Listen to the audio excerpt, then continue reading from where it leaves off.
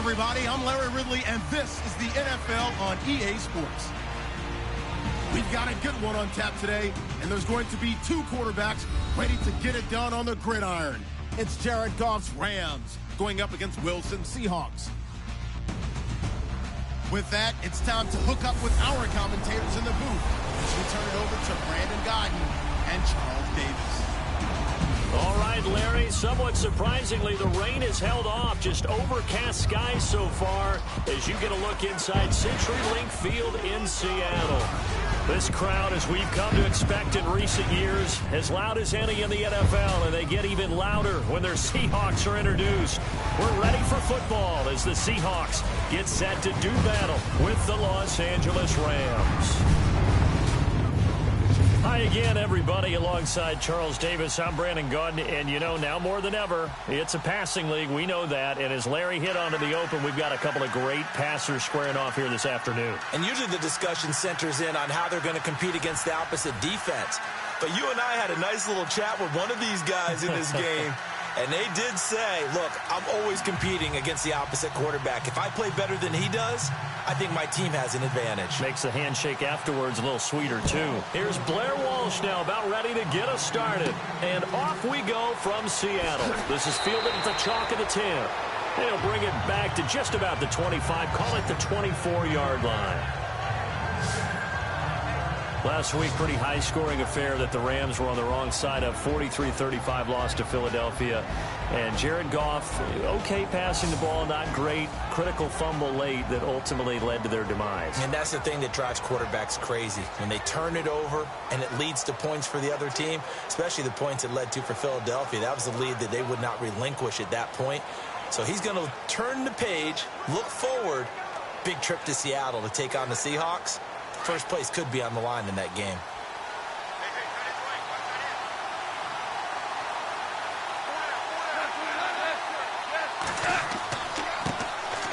Here's the first carry now for Todd Gurley. And running room scarce here. He's going to be stopped in his tracks at the line of scrimmage. No gain on the play there. Second down. And this O-line, it is the lifeblood of the offense. They established the tone. Mean, nasty, physical. They can't wait to get after people. That allows the rest of the offense to feel confident.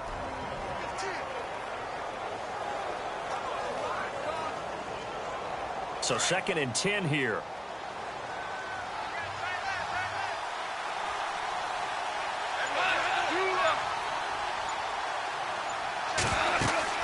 They'll stick to the ground game with Gurley. And he'll take it ahead to the 28-yard line. Call it a gain of 4, and it'll leave them with a 3rd down and 6 to go. On any running play that's called, they're always hoping that it's going to break big and go the distance. But when you get a nice gain like that, you're able to do so many things anyway. You can come back and run essentially the same play again, continue to move the ball on the ground, or you can decide to throw the ball now because usually you have the defense back on its heels. This defense looking for an early stop. This is 3rd down and 6.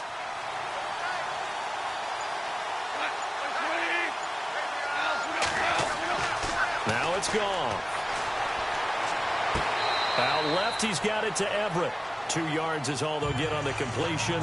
It's 4th down. There's an example of good situational football being played by a defense. They understood where the 3rd down play was, the down and distance, and made sure that they didn't get anywhere near that, bringing up 4th down. Yeah, they were sniffing out that marker, didn't want to let him get close to there, and now a likely 3 and out to start. Yeah, I love the way they rallied to the football and got to him and made sure he didn't give up much run after catch. He steps into this one, and this is a rocket. And this will hit just beyond the goal line as it's into the end zone for a touchback. So the Seattle Seahawks at 8-5 right now. Lost last week to Jacksonville.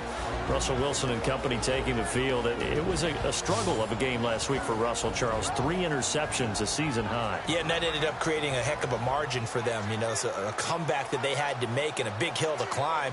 And he did what he normally does, right? Gets hot in the 4th quarter. Back-to-back touchdown passes. Almost got there. Didn't get over the hump, but what a season he's having. When the 4th quarter lights come on, he's there. 17 4th quarter touchdown passes this year. That's the most in 1 year in NFL history. The former Gamecock here. This is Mike Davis. Fights forward for only about a yard up to the 21.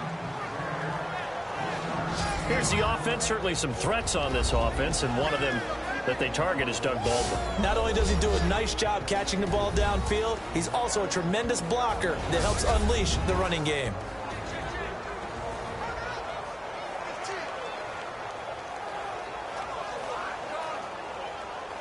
So 2nd and 9, the defense looking to put them in a bad spot here.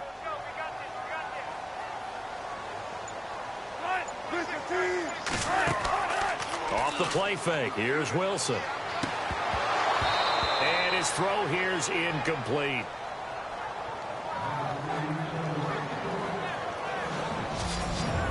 The starters on defense here for Los Angeles. Brandon, when Connor Barwin came out of the University of Cincinnati, the thing I remembered most about him was what he did while he was in college. Tight end, played on the basketball team before moving over to defensive end at the behest of his head coach, and boy, has that paid off well for him. Started 96 consecutive games in Philadelphia, signed with the Rams in the offseason to play outside linebacker again with a comfort zone in that defense.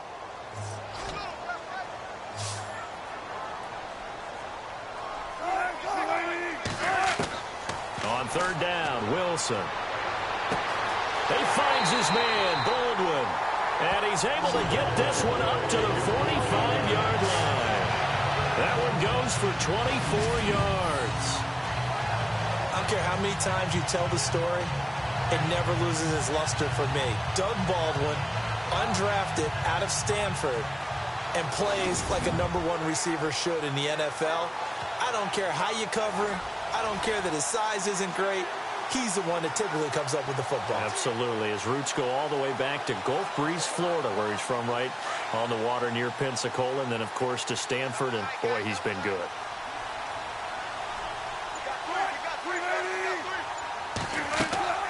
They'll run it now out of the gun. And he'll be taken down just shy of midfield after a gain of about 4. When you find that kind of yardage, you couldn't be more confident as a ball carrier. And guess what? You're going to go back and tell your offensive coordinator, I'd like to keep carrying it, thank you. See if they stay on the ground for 2nd down.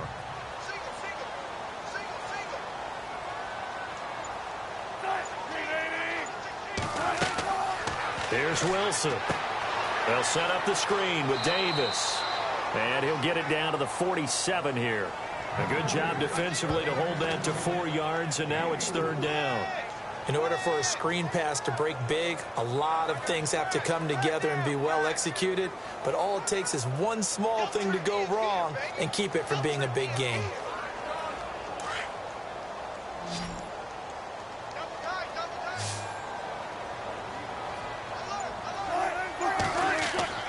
Third and 2, now Wilson. He's just going to dump this one off to his fullback out of the backfield. And he's got the 1st down yardage before he's brought down at the 42. They get 5 out of that one, and it moves the chains. I don't believe that this opening drive is surprising to either one of us after the time we spent with the coaching staff and players prior to the game. What about you? Absolutely. Not only that, but that big article in the paper this morning about their philosophy on starting games like you're shot out of a cannon, and that's what they've done. Very methodical here on this first drive. Yeah, so many teams talk about that fast start. We're actually seeing it happen right here in front of us. But now the kicker. Can they cap it off by putting the ball in the end zone?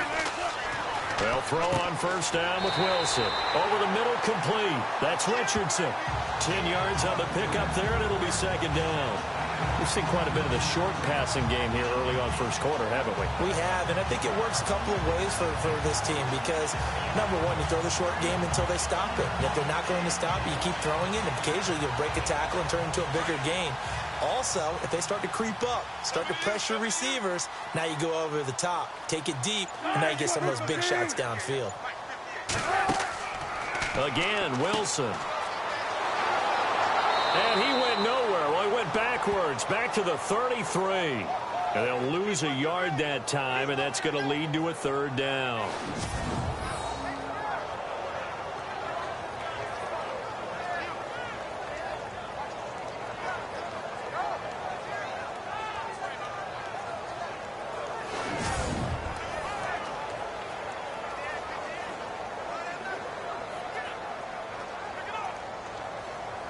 This will be play number 8 here on the drive. It's 3rd and a yard.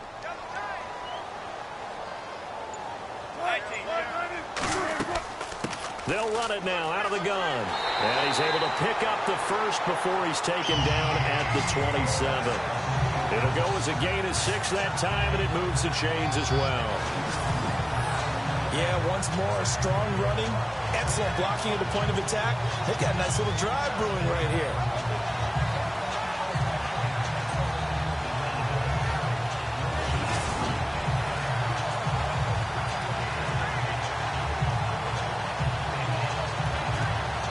So the offense has it 1st and 10.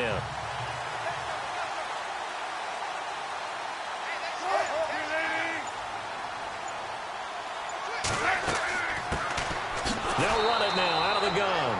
And he'll lose yardage here, going down back at the 28. That's going to go as a loss of a yard, and it'll be 2nd down. That goes down as a loss against his rushing stats. But really, should he have to absorb that one? He had no chance on that play before they overwhelmed him. Pretty much on top of him before he could take his first step.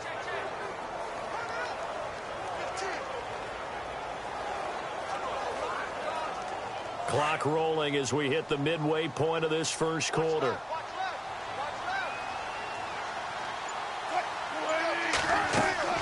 Now they'll throw it with Wilson. Now they go screen. It's complete. And he'll be brought down inside the 20 at the 19. And give him 9 yards on the 2nd down screen play. For a second there, I thought that might break big. Screen pass. Looked like it was coming together. Looked like there was an opening. Still, ended up with a solid game. The Seahawks on 3rd down. A perfect 3 for 3 as they look to keep that streak going. This time they face a 3rd and 2. Here's Davis now. No gain on the play there, and it'll bring up 4th down. And when you're running the football, one thing you don't want to see is a big boy coming up there and swallow you whole in those D tackles and nose tackles. No, you're actually counting on your big boys to protect you from them. But on that play, the defensive tackle had the leverage, and he won the battle. No gain, correct? No gain. So on 4th down, Pete Carroll's going to call out his field goal unit. Right hash, 37-yard attempt. And Walsh able to convert it as his kick is good. And the Seahawks grab a 3-0 lead. So they get 3. They were hoping for 6. An unlucky number 13 play drive. Well, you go to the sideline after putting 3 points on the board, happy, but you wanted to be ecstatic. You wanted to have 6 on the board. On the opposite sideline, though, the defense, I think they're high-fiving each other, only giving up 3 after letting them run that much offense.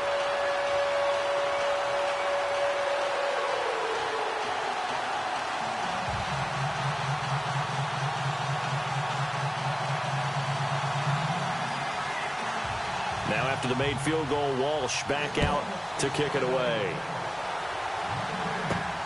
This one taken just inside the 10. Oh, look at the juke. And he'll take this across the 25, couple extra yards up to the 27-yard line.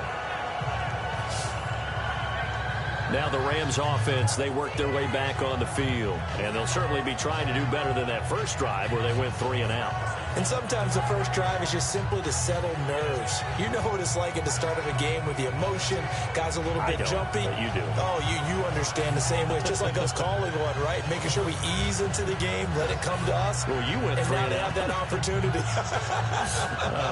No, you didn't go 3 and out. I went 3 and out on that first drive. I'll try to do better here.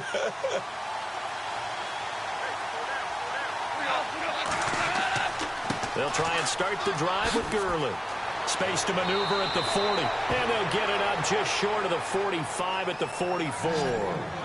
17 yards on the pickup there. The drive will continue. It's a 1st down.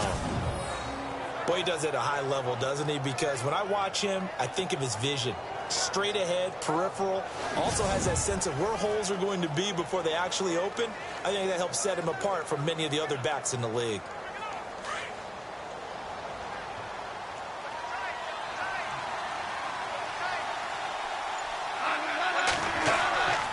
Gurley again here on first down. And he'll be brought down, losing yardage back at the 40. That's going to go as a loss of 4, and it'll be second down. Every year I go to the combine and marvel at the speeds that linebackers are running nowadays. They run like DBs. And let's face it, they know how to finish plays too. Eyes up, head up, run right through them.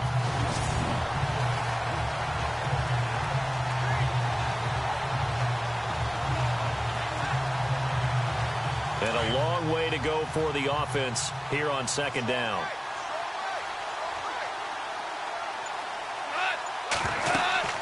They'll run it now out of the gun. And he takes it past the 45 and down at the 46. Call it a gain of 6 on the play. That'll bring up 3rd and 8. And there's a run to be happy with. Good, solid yardage. You'll take that anytime you hand the ball to a back.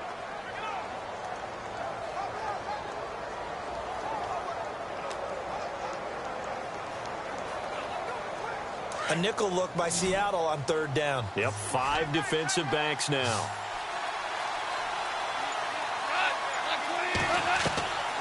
From the gun, here's Goff. A hit as he throws there, incomplete. I think there he had to come up with his primary receiver in a big way, just trying to get it to a secondary guy, unable to get that play completed. Checked down, but didn't even have enough time to do that, incomplete. Here's Johnny Hacker now. On for his second punt. He'd take a repeat of his first.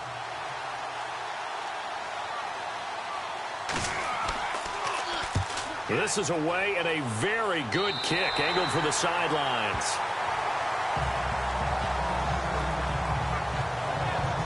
Here come the Seahawks now, set to take over on offense. And they had a long drive last time, but they had to settle for a field goal. And I'm sure that's how it felt to them, settling. They probably should have gotten in the end zone. Yeah, not out-and-out joy, right? Because that's what you get when you put the ball in the end zone. But there are benefits to that type of a long drive. Your defense gets a chance to take a break, adjust a little bit, maybe get themselves ready to get back out on the field and play a little bit better. So they'll take the benefit even though they wanted the 6 points. And maybe wore down the other defense. We'll see.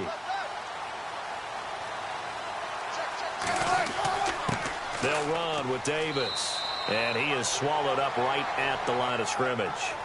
No gain on the play. It'll be second down. Then he got off the end there very quickly to make that play. Yeah, it was almost like the bullet train, wasn't it? I mean, just zoom. Quick, quick, quick. And what a terrific play, holding them to no gain.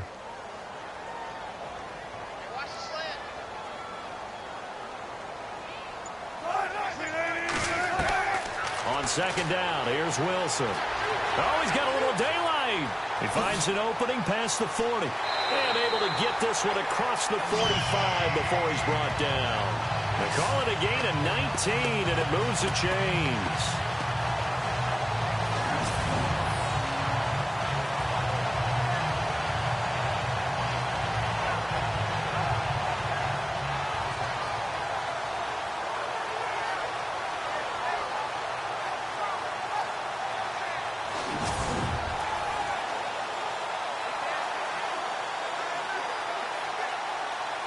Offense comes to the line now, 1st and 10.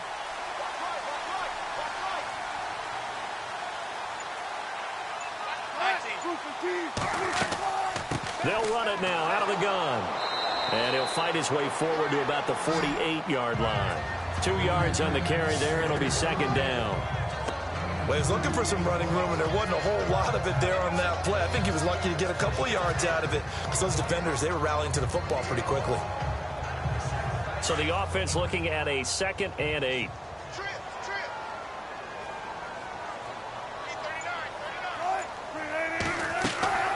Out of the gun, here's Wilson. Looking right sideline, but it's incomplete. Had an open man that time, but ended up putting a little too much heat on it, don't you think, partner? Absolutely, just needed a touch more air under it. Instead, he fired an absolute bullet. The Seahawks on 3rd down. They've been good, 3 for 4 thus far. This is 3rd and 8.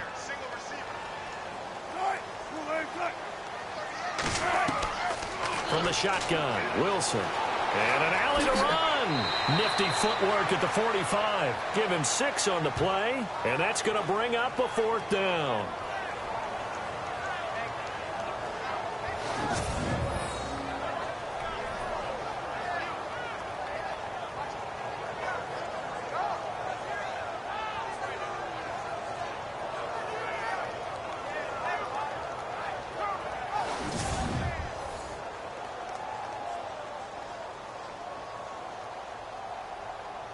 Now John Ryan, 12th year in the league, on to punt it away, as he should be able to pin him back deep here with his first punt.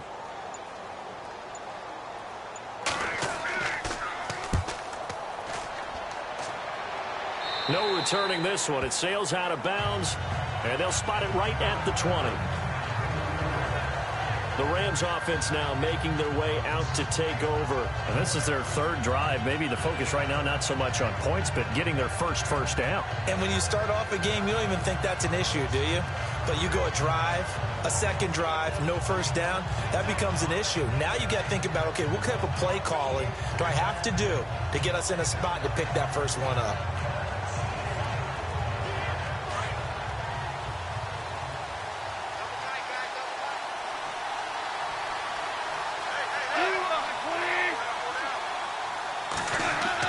They'll start out on the ground with Gurley. And nothing doing. He's immediately taken down at the line of scrimmage. Call it no gain on the play, and it'll be second down. The Seahawks, here's their defensive lineup. Bobby Wagner's one of the more fluid middle linebackers in the NFL. Able to range deep in coverage. Also able to rush the quarterback both inside and off the edge.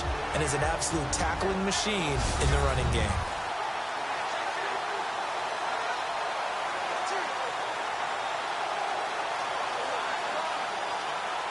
Clock running, under a minute to go now here in a fast-moving first quarter.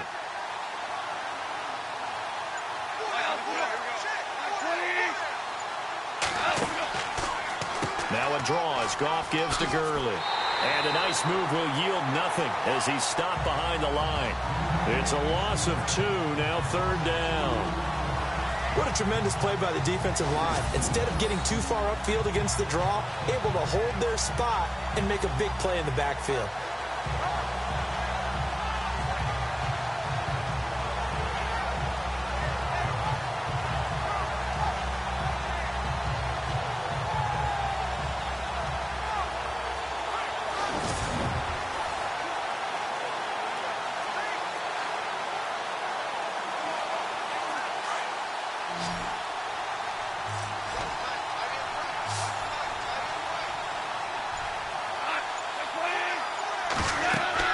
Throwing on third, Goff. And he'll lose yardage here, back to the 15. It's a loss of a full 3 yards, and it brings up fourth down. So just a lone field goal in this first quarter of play. 3-0 is our score. We'll be back to Seattle right after this.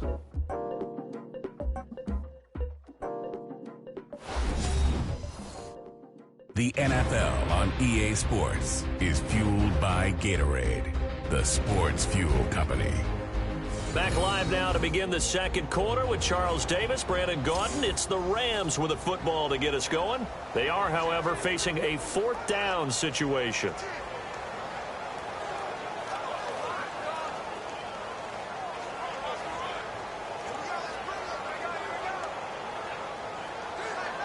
Here's Johnny Hacker now as the drive goes backwards, so he's on to punt it away.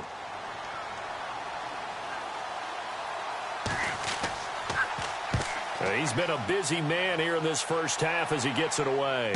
And a fair catch called for and made just inside the 35-yard line. So possession goes over here on the punt. And it'll be Seahawk football, 1st and 10. The Seattle offense now set to come back out on the field. They've got the lead. Last time had to punt it, though. What's the key to this drive? I think it's leverage. Leverage. Big guys up front. You know the motivational speech on the sideline is, guys, give us an opportunity. Protect the passer, create space for our runners, and let's go ahead and get these guys. Low man wins. Let's go do it on this drive. We'll watch that leverage on this drive.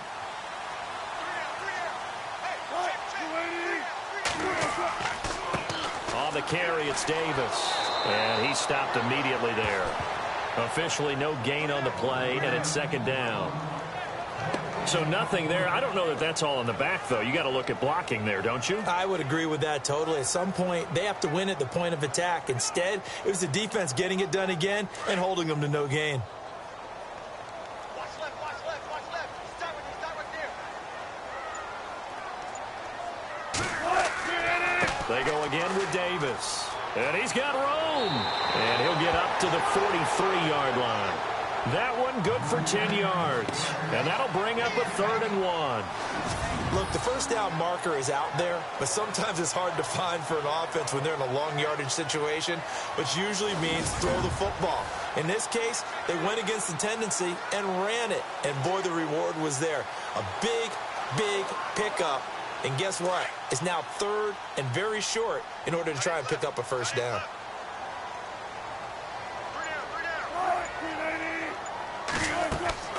On 3rd down, that's Davis. And this one's going to go the wrong way, losing yardage back at the 42. A loss of a yard, and it brings up 4th. And, partner, in a lot of short yardage situations, you'll see the linebackers step up into the gaps, what we call mugging the line of scrimmage, to make sure they take away all spaces, all creases. That one worked really well for them. Now only needed a yard, instead went backwards. Here's John Ryan now, as he'll kick it away for the 2nd time.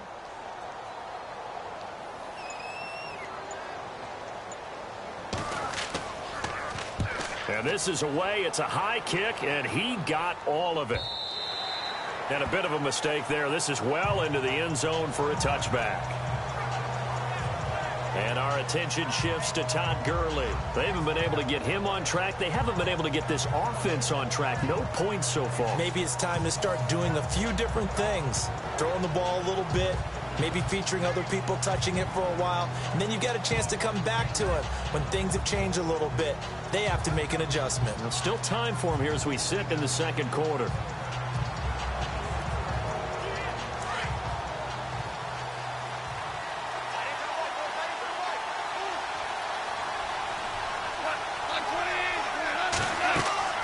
They go play action here on 1st down. And that's caught left side. It's Woods. He got 29 yards that time. When I watched Jared Goff on tape at Cal, I saw a guy who wasn't just a dart thrower. You know, a lot of people said, he's perfect for the West Coast offense. I always thought he could do a little bit more, and that was the reason why. He can push it downfield. He has a good, strong arm.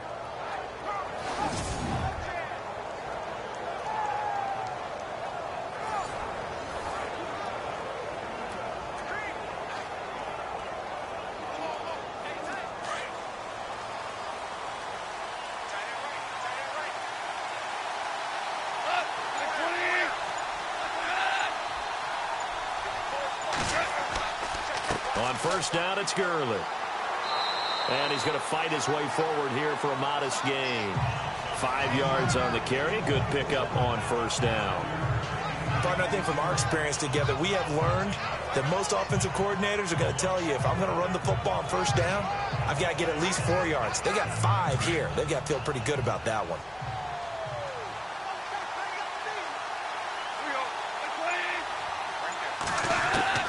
To throw on 2nd down is gone. Looking right side, and that's complete to Watkins. And this time he's able to take it down to the 42. 4 yards on the completion, and it sets up a 3rd down. I know many people like to throw to the tight end, maybe in a little flexed out position because he creates mismatches with his size. But slot receivers do the same thing with their quickness, their speed, and their route running savvy. The Rams on 3rd down, 0 for 3 to this point. They could use a conversion. They're up against a 3rd and 1 situation. Now it's Goff off the bootleg. He's going to dump it off to Gurley.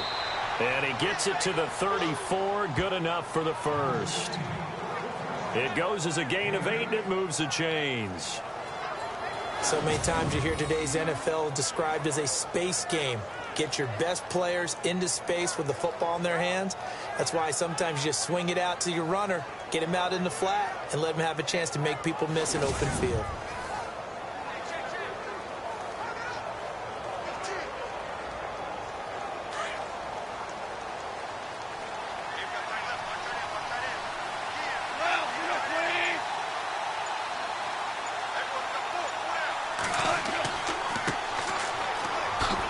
Spin. So he got free of 1 tackle but couldn't do a whole lot else.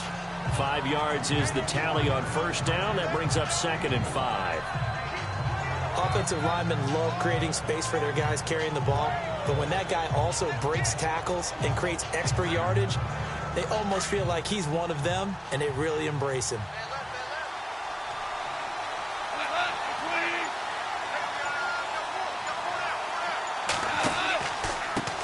Now a handoff here to his running back. And he'll take this down just shy of the 25-yard line. It'll be a pickup of a couple, and it leaves him with a 3rd and 3. Well, so many times we look at a short run and we praise the offense for trying to set the tempo and establish things, but the defensive guys, hey, they just won the battle there. It wasn't a big run given up. They don't always have to absorb the body blows. Sometimes they dish them out themselves. Now whistles and a flag down. I think one of the Rams linemen might have moved. False start, offense.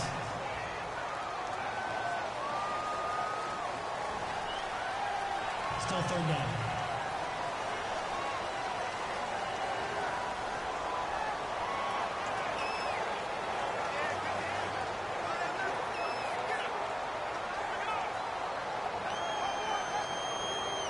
The Rams on 3rd down. They've only converted once in 4 tries. This is 3rd and 8.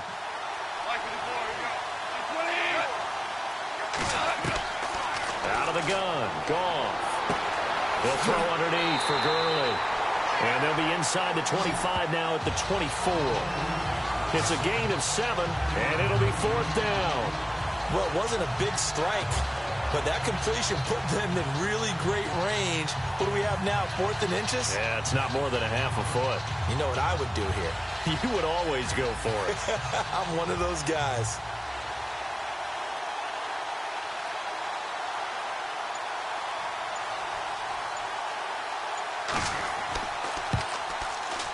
And Zerline's kick is good. And that will tie us at 3-3. So it goes down as an 8-play drive, and they cap it with the field goal. Yeah, they were able to pick up a few first downs along the way, but they couldn't keep the momentum going all the way into the end zone.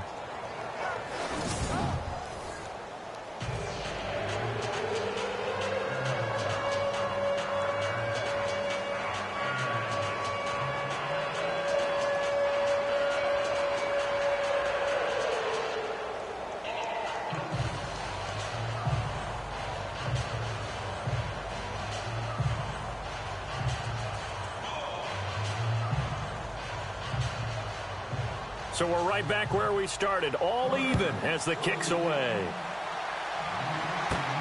This one taken just inside the 10. And he'll take it up past the 25 to the 26-yard line.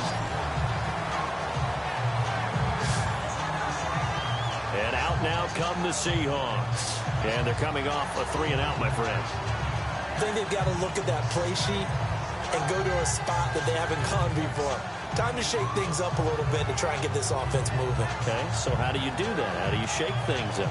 You look at what you've called before, realize it hasn't worked Go to so something well, else. and maybe you try and find one of those special plays from one of your better players, and maybe try and hit something big and get things going in the excitement area.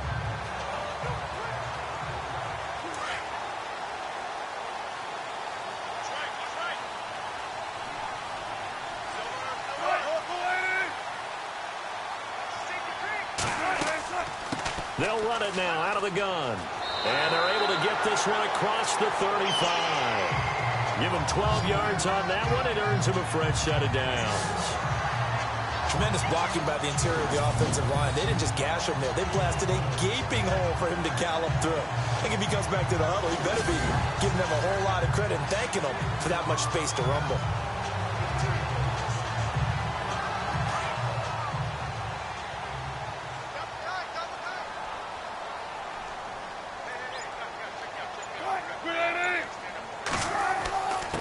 Now Davis.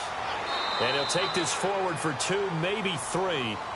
But we do have a flag down, and they're already marching backward. Holding offense. So he got his hands a little too far outside. The ref caught him, threw the flag.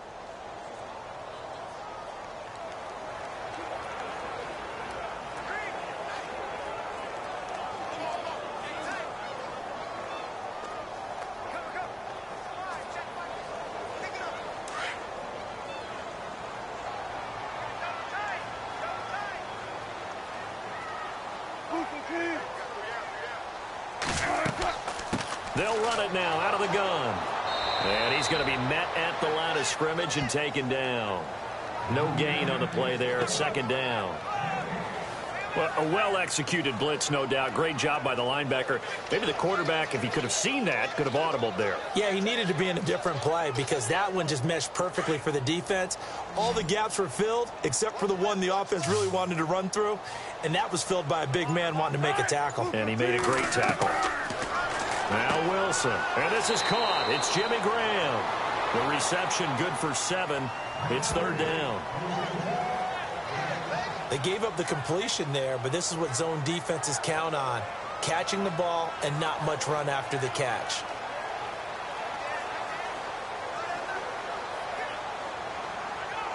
The Seahawks on third down. They've hit it 50%, 3 of 6 to this point. This is 3rd and 11.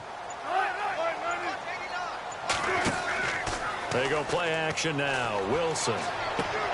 Catch made right side by Wilson. The completion there winds up a wash, and it'll bring up 4th down. Now the old pass completion for no gain, not something you want to call up out of the playbook too often. Yeah, most offensive coordinators don't have that on their play sheet, so they've got to go back and scramble after this one. But right now, with what they're telling receivers about making sure you take care of the ball in open field, sometimes the fighting for extra yardage doesn't come as a result. That and good tackling can lead to no yards gained. Here's John Ryan now as he's on to punt for Seattle.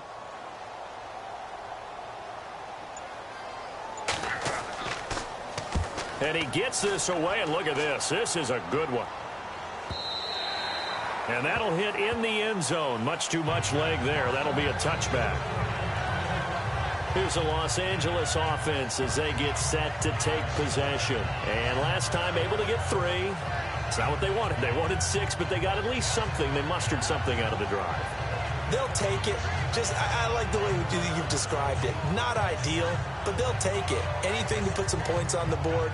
But this time on offense, they don't even want to see the field goal kicker trot on the field. They want that ball in the end zone. Yeah, they'll be going for 6.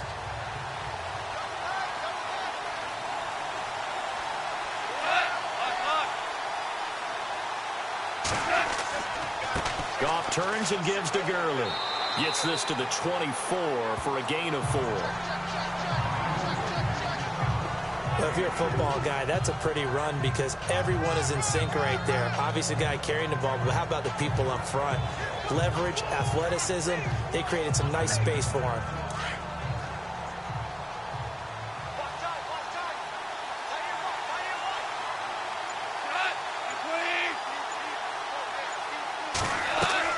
Here's Goff now on second down. And his throw's going to be incomplete. He was looking for Cooper Kupp there. And it'll bring up third down. But not to get too overcritical there because he knows what he's doing, but his shoulders looked a little off kilter there when he threw that.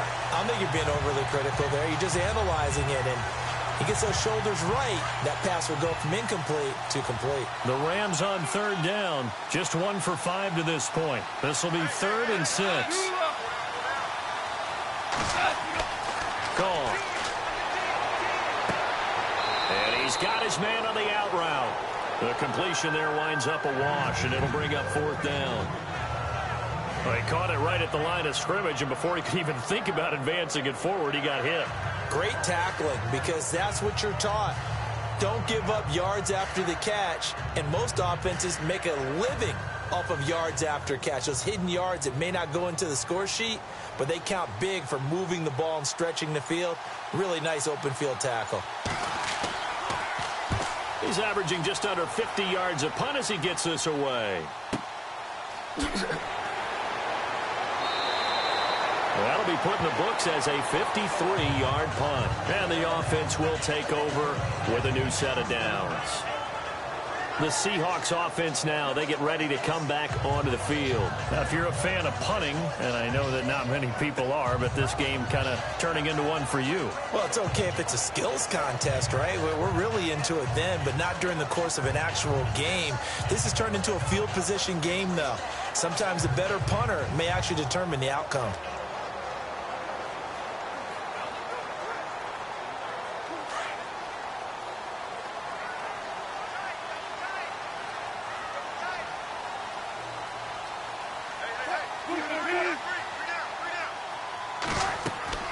They'll run it now out of the gun. And a short gain there as he'll get it up only to about the 24. 2 yards on the pickup there. It'll be 2nd and 8. The best defensive linemen, they play with great leverage so they can get low and not get bowled over by offensive linemen. They have excellent hands. They can throw people off on a play. We just saw a great example of a really good run stop by a guy playing the defensive tackle position. On 2nd down, Wilson. Throwing the out route incomplete. That's Richardson. And they're able to get this one across the 35. They give him 13 yards there on the play and a fresh set of downs.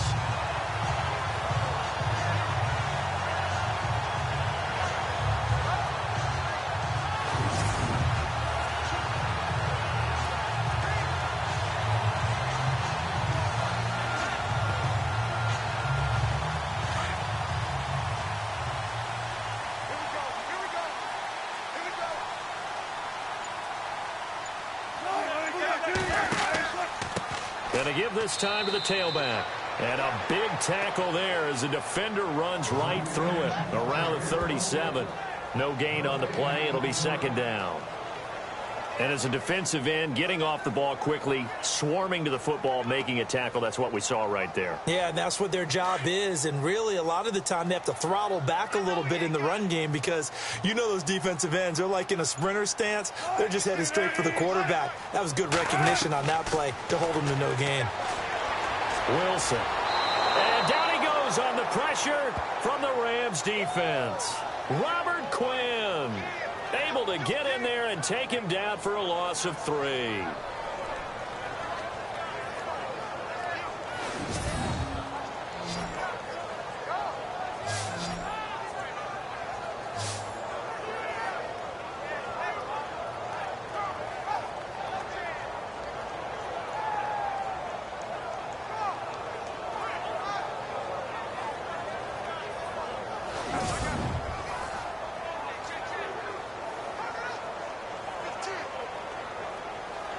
Wilson to the Seahawks looking for something big following the sack. It's 3rd and long here. 2 minutes to play in a tightly contested first half. Back to CenturyLink Field after this. A reminder that when halftime rolls around, we'll send you to Orlando and Larry Ridley as he'll have highlights and analysis of this first half. But no touchdowns. These guys need to give Larry some touchdowns to talk about. Things are too easy for him right now back in the studio. Come on, guys. Help the man out. Give him something to talk about. Wilson to the Seahawks looking for something big following the sack. It's 3rd and long here. From the gun, it's Wilson. Well, the pressure gets to him again. And now the Rams are going to halt things as they want a timeout. It's just their first, so they'll have 2 remaining here before we get to halftime.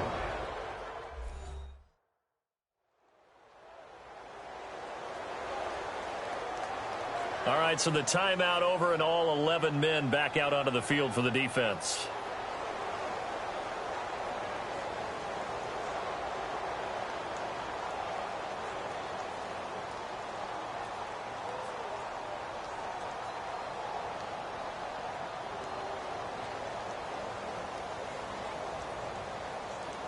Here's John Ryan now as he'll punt it away for the 4th time today.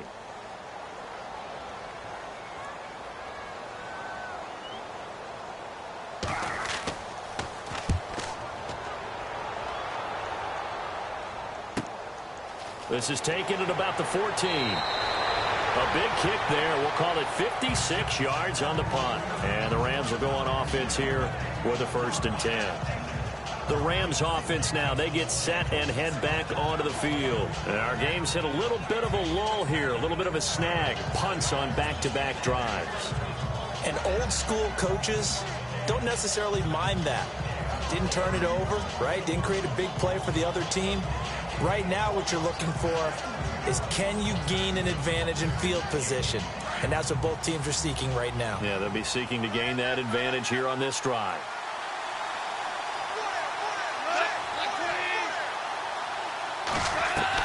On 1st down, Goff. And it pops free. The collision there jarred the ball loose and brings up second down. Well, folks, time to take a pivot. We're going to discuss the AFC playoff picture right now. The Steelers and the Patriots battling for those top two spots. And then Jacksonville, Charles, right now sitting in the third spot. Yeah, that means that they're in the head of their division, the AFC South. They are now leading that. And it took a monster win over Seattle at home this past week to get that done. And kind of announced to everyone that they're legit, taking out the Seahawks that way. So when you look at that playoff picture in the AFC side, how about this? Two teams in the AFC South are currently in the picture and currently in the playoffs. Jacksonville and Tennessee. In the beginning of the season, we said the AFC West would be the strongest division. They're only going to get one in, and right now, that team would be Kansas City. Yeah, it's 7-6. The offense on third down tonight, they've had their troubles. Just 1 for 6. They're looking at third and a few inches. They'll try and pick up the first with Gurley. And he gets it to the 34. Good enough for the first. It's a gain of 4 there, and it gives them a new set of downs. Brandon, what were they thinking on defense there? They looked like they were playing for the pass. That was third and short. Yeah, it was an easy pickup because they handed it to them. That was way too easy. Just looked like absolute confusion defensively. Not sure why they were in that set. Yeah, I'd say you ought to have a few men in the box there. And we are back here. I'm Brandon Gaudin alongside Charles Davis. So the offense takes the timeout. And now we're set to get going.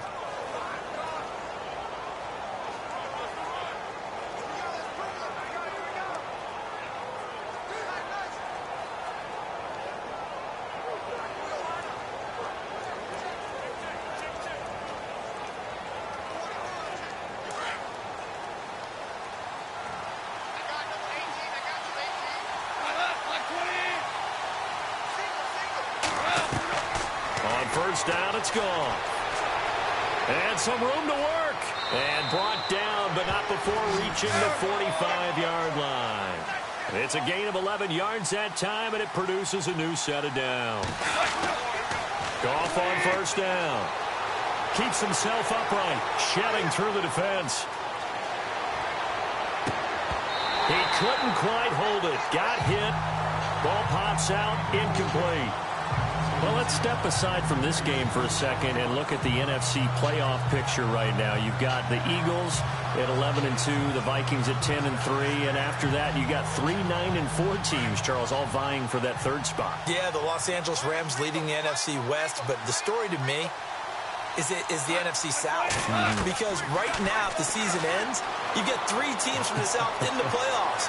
New Orleans, Carolina, and Atlanta. So things are volatile in that division, but all 3 legitimate contenders. It's going to be a fun last 3 weeks, especially in that division. Certainly, because they're all going to play each other over that time. A nice job there, Charles. They picked up the blitz, were able to complete the pass. That had the total feel of a quarterback in control. Red blitz, got him into the right protection scheme, so he doesn't get hit back there. He's got a chance to step up with supreme confidence and deliver it downfield for a nice completion.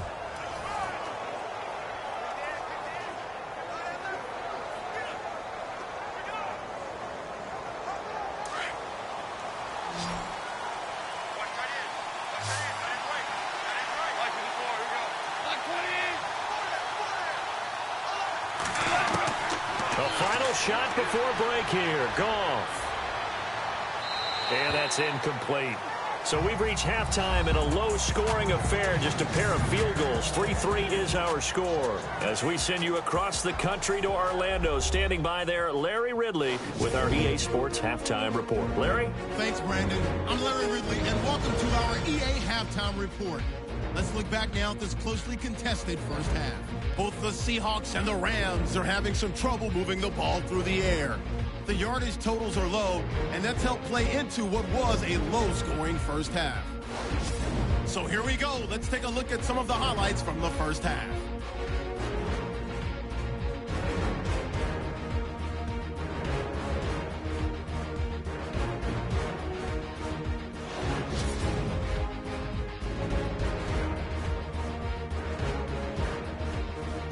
Seahawks take over late in the second.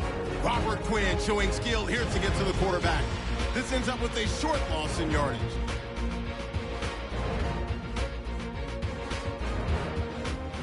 Still stages of the second. Barwin's going to take down the QB here. This one ends up as a loss of 6.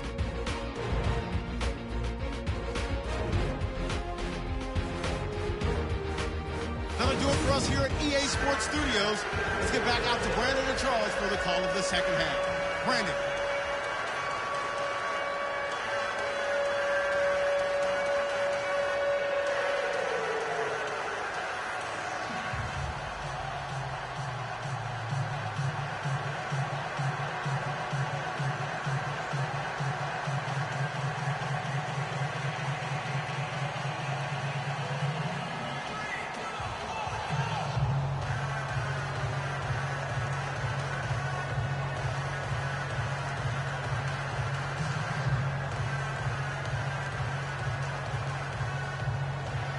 Both teams appear ready for the fight ahead, and we resume action here in quarter number 3. That'll be taken in the end zone. And the decision to come out is going to cost him 5 as he's taken down right at the 20. The Seahawks offense now, they get ready to head back onto the field. And right now these guys, they're shuffling a little bit, maybe doubting, because 3 straight drives have ended with them punting the football away. Yeah, so you start pointing fingers at each other a little bit, asking a lot of questions. What are you seeing? What are you getting? Maybe trying to narrow down your playbook a little bit and maybe get simpler rather than more complex in order to try and fashion together a drive.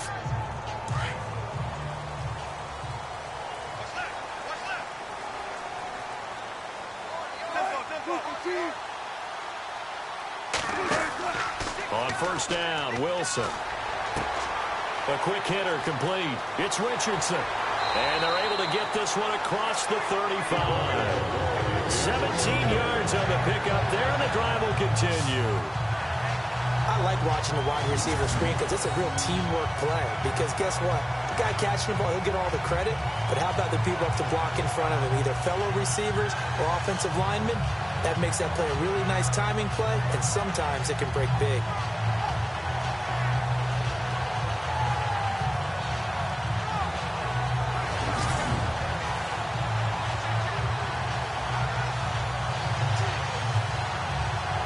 Fresh set of downs here.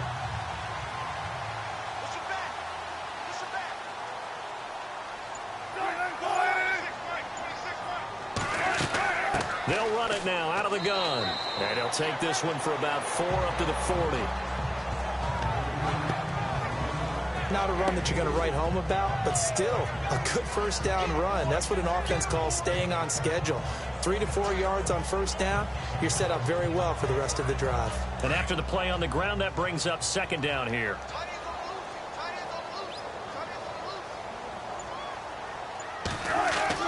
Here's Wilson to throw.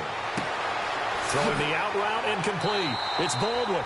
And taking it across midfield and inside the 45. It's a pickup of 16 there, and it'll lead to a new set of downs.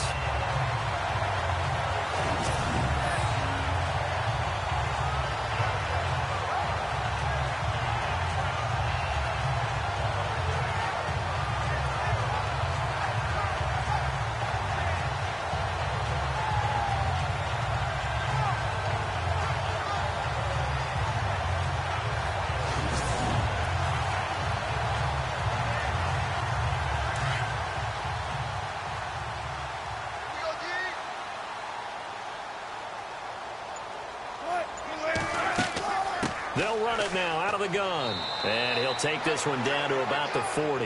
Give him 3 on first down. It'll set up a 2nd and 7. Well, that call makes sense because they've been throwing it well on this drive, and once again they show passing formation, showing the shotgun.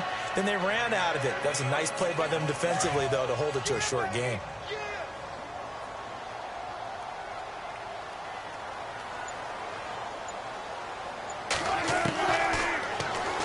And now he'll tuck it and run. He'll get 2 on the keeper, but it becomes now a 3rd down. Anytime you decide to use your quarterback as a runner, most of the time when you design a play, you're expected to break a little bit bigger than this one, because when you run him on short gains, your risk-reward and him taking hits, I'm not sure that's the payoff they were looking for.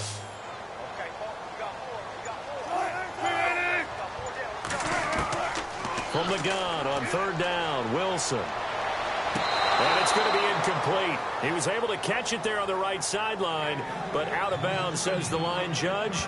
And it's going to bring up 4th down.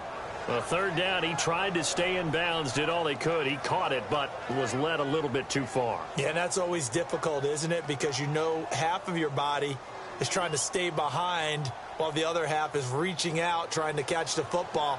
The top half worked. It was the bottom half that was in question. And he deserves a bronze leg as he gets this one away. And this will be out of bounds at the what here? The 12-yard line. Out come the Rams. They'll have it first here to begin the 3rd quarter. Their defense did its job, yielded no points. Now it's the offense's turn. And how much fun is that when you set things up to start a half and you just tell you guys, hey, if you can shut them down, get it back for our offense, we can roll. And they played out perfectly. Now, can the offense do what they wanted to do at the half, which is find those weaknesses and now attack them and score some points. And break this tie.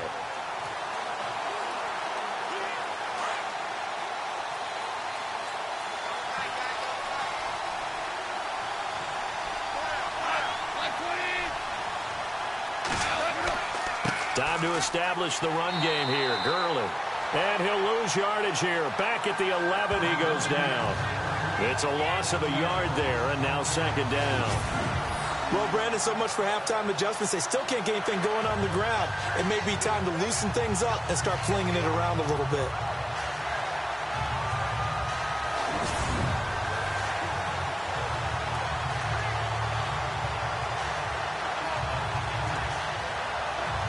So now 11 yards to go for this offensive unit. It's 2nd down.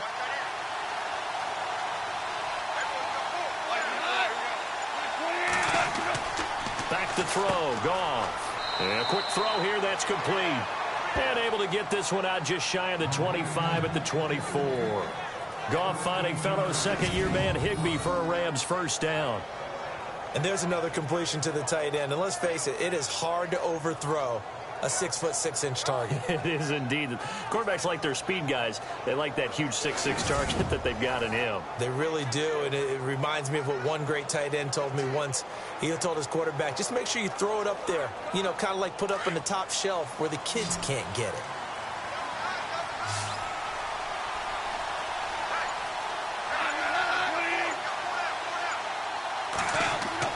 On 1st and 10, Goff. Throwing over the middle, and it's incomplete. Sammy Watkins, the intended receiver.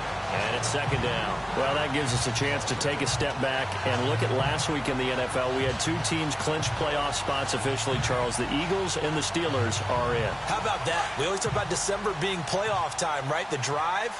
And the Eagles and the Steelers both know that they're in the tournament, as the players like to call it. The Eagles as NFC East champions, although they did lose their quarterback, Carson Wentz, in the big win over the Rams. And down he goes, but he takes it up to the 40. That one good for 16, and the drive will continue.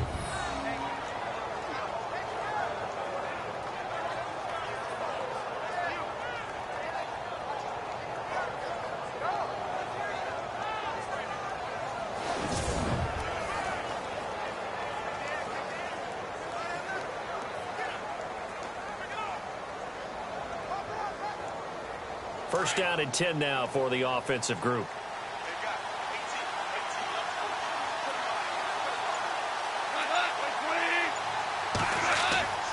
To the air again. Goff. He's going to get this one to the rookie, Cooper Kupp. Give him 9 there on the first down completion. And just a small glimpse there as to why they like this rookie so much. And that's why they lit up a little bit in our meetings with the coaching staff, didn't they? When we talked about him, they did. Yeah, you know, they like his work ethic. You know, this guy's running every route well in the route tree and getting better at it all the time, really honing his game. They expect a pretty good jump out of him as things continue to move on.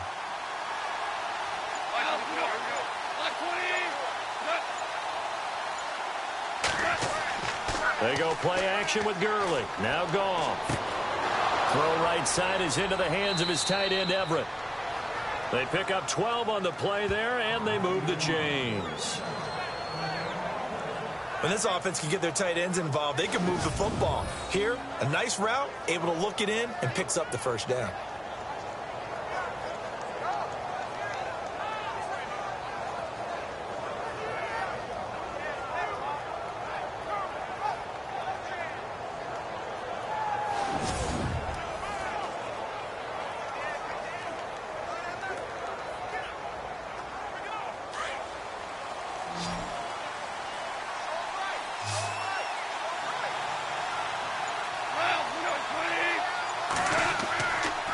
play fake here on first down. And no escaping this time as he'll go down. They got him for a sack.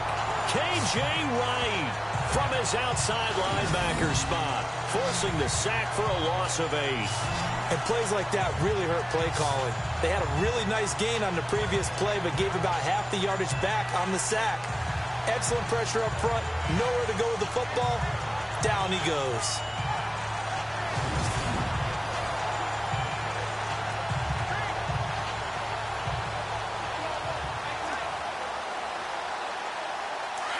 Looking to jam the receivers at the line here. Press coverage look defensively.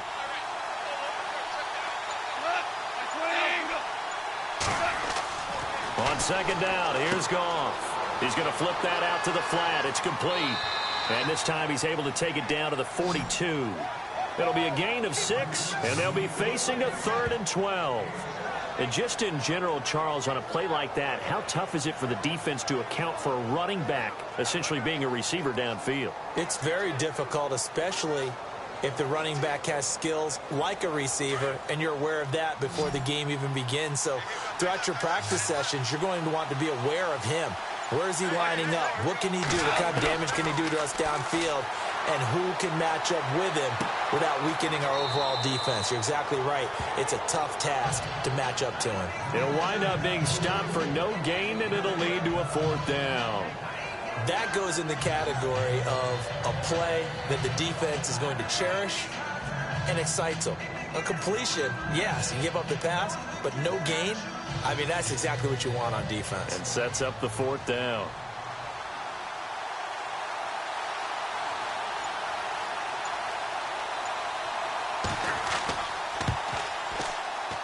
And he missed it. It's no good. And we will remain tied here in this 3rd quarter. Well, this winds up an empty possession. Everything looked okay. He just never got the ball on target. And knowing him, he'll be disappointed with that effort.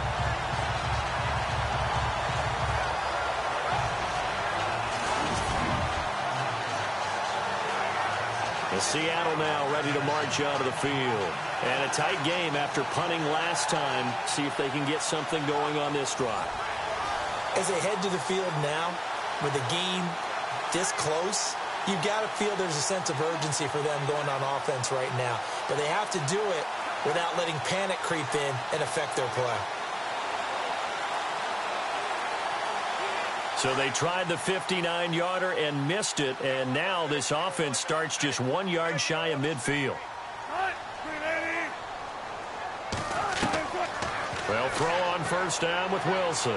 And his throw is incomplete. The intended target, Doug Baldwin. And that'll bring up second down. Well, while we have a second, I want to revisit our MVP discussion that we've had the last couple of weeks, because obviously Carson Wentz was a candidate, but he goes down with a knee injury, so 13 games on his resume. Not that he's worried about this, but for our sake, is he still a candidate for MVP? I think that he still is, but now he's almost at the mercy of what happens around him. And what I mean by that is 13 games is enough. There's plenty of body of work there.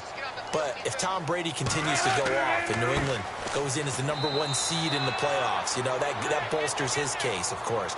Antonio Brown from the Pittsburgh Steelers, a wide receiver, starting to get a lot of buzz now as being an MVP candidate. Russell Wilson's hit, you know, his chances took a little bit of a hit last week in the loss to Jacksonville. But what might help Wentz more than anything, partner, is that Philadelphia loses some games now without him. That shows just how valuable he is. They don't want it. He doesn't want it. But that may demonstrate his MVP qualities. But Antonio Brown creeping in over 1,500 yards, 9 touchdowns. And he'll be brought down, but a tip of the cap on the spin move as that gives him a first down.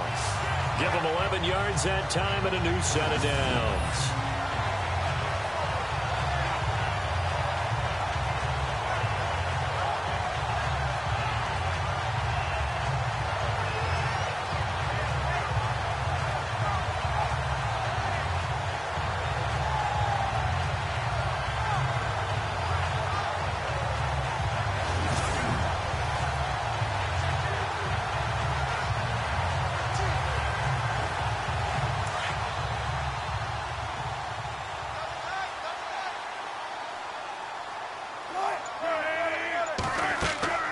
They'll run it now out of the gun. And able to push his way forward here for a good little gain. It's a 6-yard pickup, and it gets him to 2nd and 4. Good, strong run against the 3-4 set. And that 3-4, you've got to have your guys up front eat up a lot of blocks. The guy playing over the center, the nose, he usually has to take on double teams. But when you're able to successfully move him, you're often able to get some yardage, and that's when linebackers have to clean up and make tackles. Now they'll throw it with Wilson. It's caught, Lockett. And he gets this one all the way down inside the 15. A good pickup there of 20 yards. Never make the mistake that the slot receivers, especially the little guys like we're watching here, are just quicker than fast. A lot of them combine quickness and speed, and they catch a lot of footballs, as we just saw there.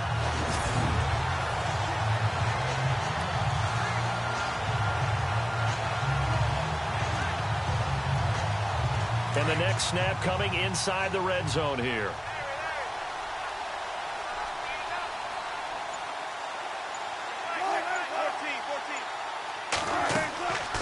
They'll run it now out of the gun. And this time the yards won't come so easy, as they'll in fact tackle him behind the line. That'll wind up going for a loss of 4. And it'll bring up a 2nd and 14. Now that play was doomed right from the start. He just about ran into every defender on that one, didn't he? It felt like everyone got a piece of that tackle.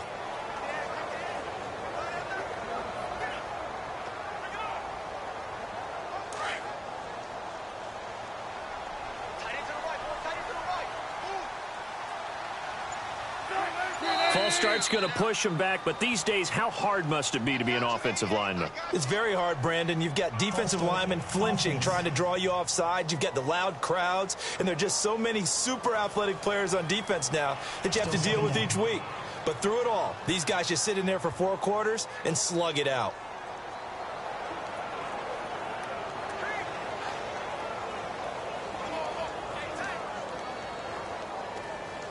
And here comes play number 6 on this drive.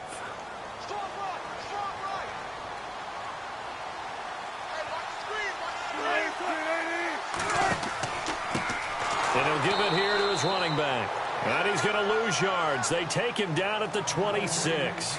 It's a loss of 4. Now 3rd down. So when you call a corner blitz, what a lot of teams call a cat blitz, you're expected to come after the quarterback. But in this case, he ran into the ball carrier. Really nice technique, because what you do is you come deep as the deepest offensive player, so he can't get outside of you.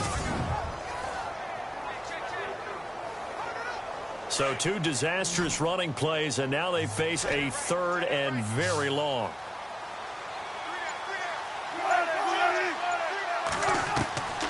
Out of the gun, here's Wilson. And he's got some space here. And he'll take it down here just shy of the 15 at the 16-yard line. They do get 10 back, but still a ways to go on 4th.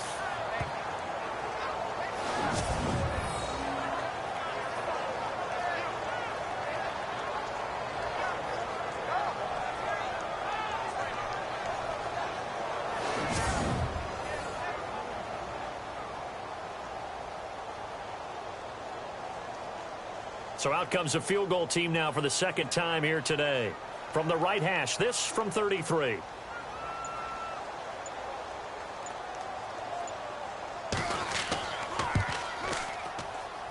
And Walsh able to convert it as his kick is good. And they will take the lead here in this battle of field goals at 6-3. So the drive stalls out, but they are able to put 3 points on the board. Yeah, just a yard or 2 shorter than an extra point, so no problems converting there.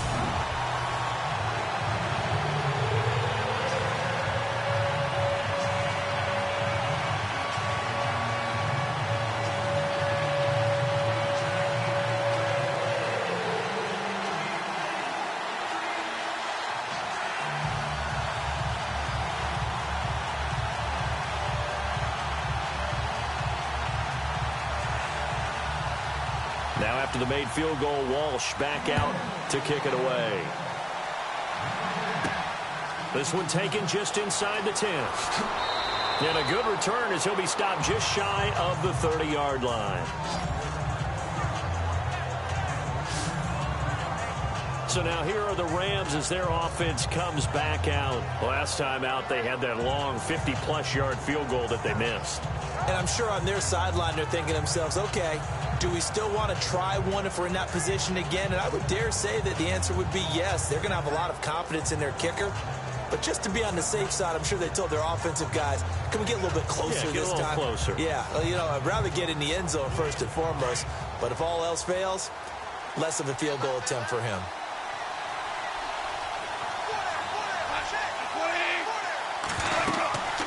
They'll run it now out of the gun.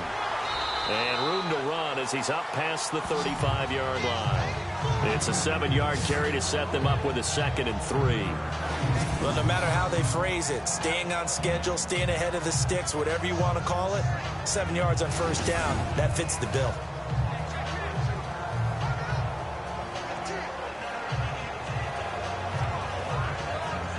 Second down following the run.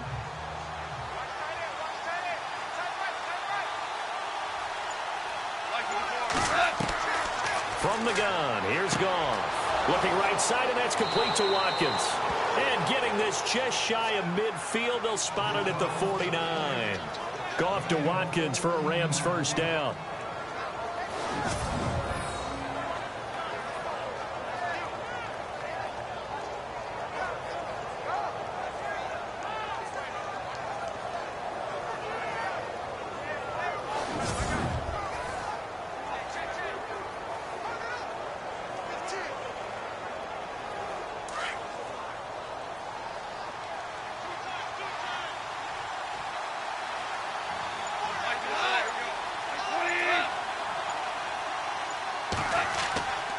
Now Goff will hand this one to Gurley.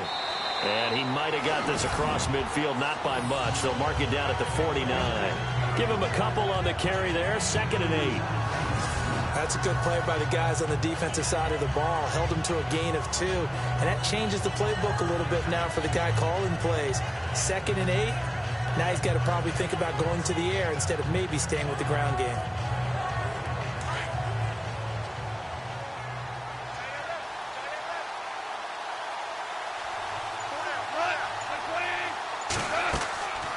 Again they run with Gurley.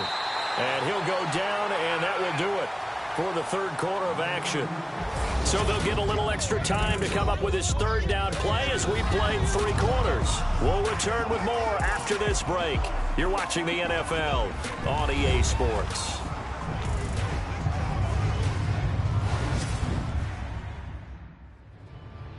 Back now in Seattle, Washington. It's been a very hotly contested game to this point. Just a field goal separating these two teams as we get set for the fourth quarter.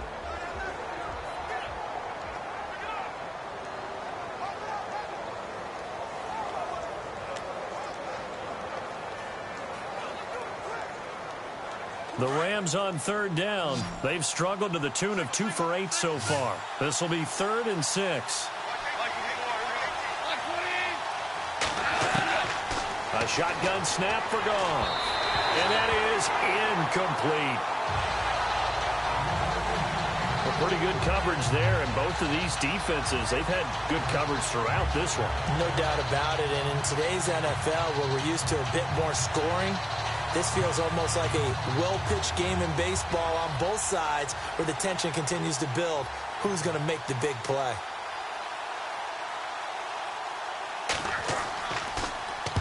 He gets this one away, and boy, it's another boomer.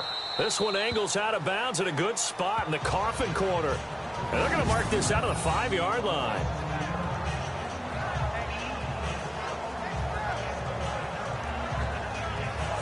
And Seattle now ready to march onto the field. And they split the uprights last time for 3. They've got the lead. They're not going to play this conservative. They're not hoping for another field goal. They're hoping for a touchdown. I'm with you on that one. I like where your head is. I like the way you're thinking because you're exactly right. Trying to sit on a lead and play that way, that doesn't work too well for most teams. Run your offense. Yep. Run what you do best. Exactly. Put it all the way down and try and increase your lead in a big way. And the best way to do it, touchdowns.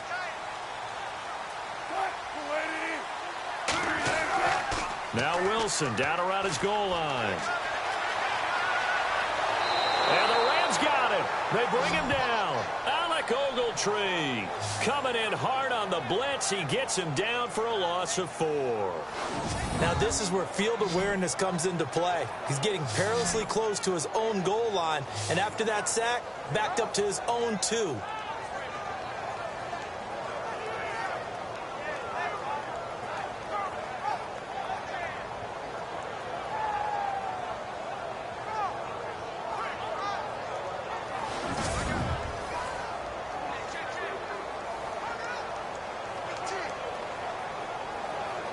Offense needs something here on second down. It is 2nd and long.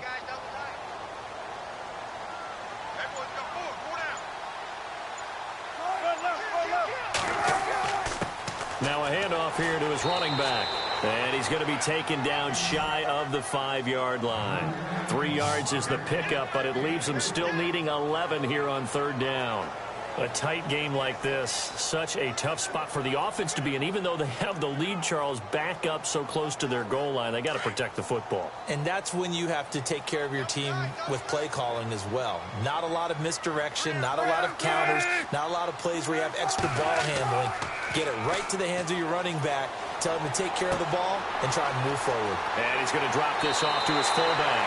They were looking for a cushion from that end zone. He gave it to him, 15 big yards.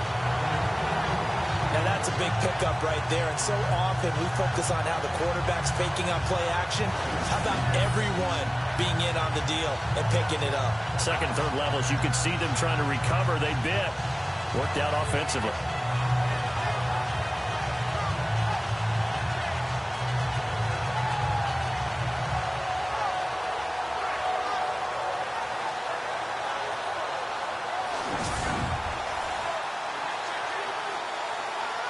For the offense lining up 1st and 10.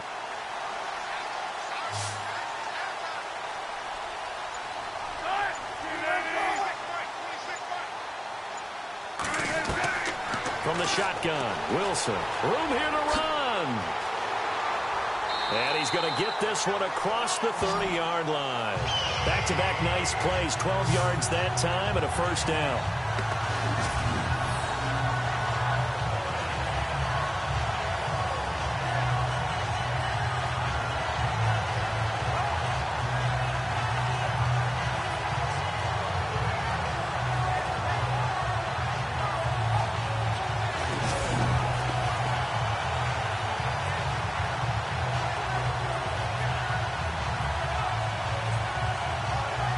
So here we go, 1st and 10 now.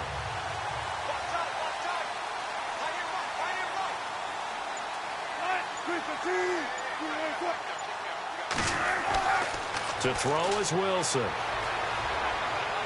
And he'll get it up near the 35, right at the 34 here. Call it a 3-yard gain, and that'll make this a 2nd down.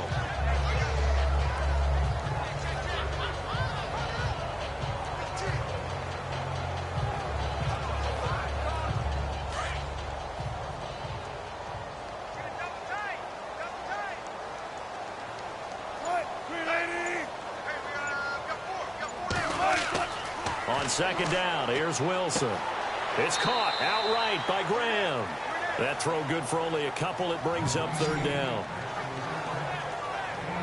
Well, that was an okay hook up there with his tight end, but unfortunately, they didn't get the kind of yards they had hoped for. That's going to bring up 3rd down.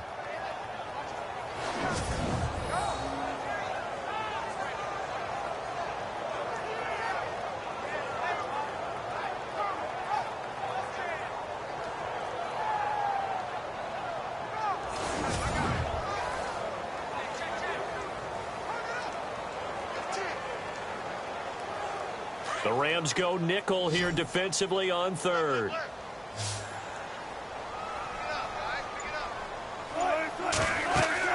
Now it's Wilson. And down he goes on the pressure from the Rams defense. Aaron Donald able to get him down for a loss of 11 on the play. And it'll be 4th down. The amount of sacks that they've absorbed in this game is absolutely extraordinary. Let's just face it. This offensive line, flat out, cannot handle this pass rush. It's been demonstrated time and time again.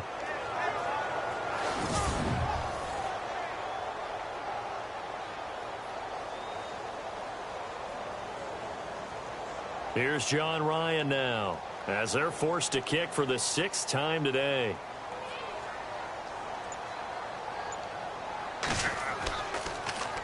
He steps into this one, and this is a rocket. And a nice special teams job here. This is going to be down inside the 10 at the 7-yard line.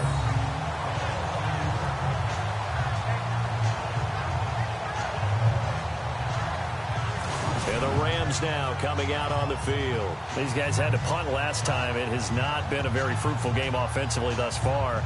They haven't even made a trip to the red zone. And I know that everyone's going crazy on that sideline because that drives you berserk to come off the field, not really move the ball well. As you said, not even get to the red zone, let alone, not even put points on the board.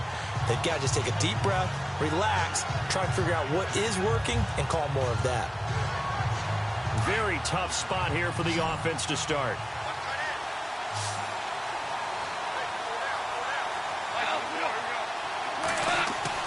Now Goff on first down. He'll throw underneath for Gurley. And he'll be brought down, it looks like, right at the 15.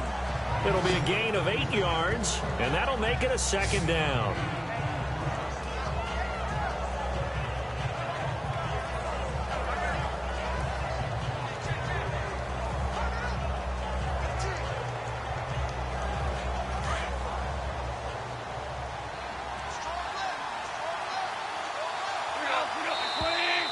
Now whistles and a flag down. I think one of the Rams linemen might have moved. False start, offense. The crowd's not doing that O-line any favors. Home field advantage is really kicking in, making it very difficult for them to hear the snap count.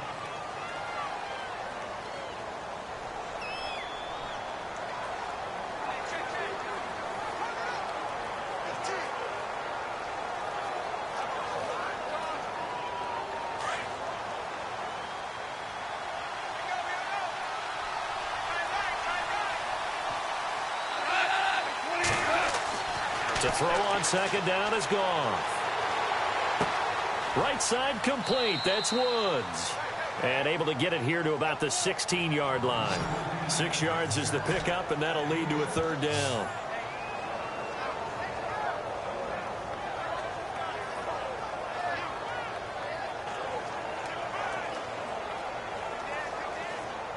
The Rams on 3rd down, not so hot. 2 for 9 to this point. They need just a yard here. It's 3rd and 1. Now a handoff for Gurley. Call it no gain there, and it leads to a 4th down. And this defense continues to give them fits. They just can't get really anything going on the ground, can they? I love the theme that you just brought up. This defense has been tough all game long against the run. We just saw another example of it there.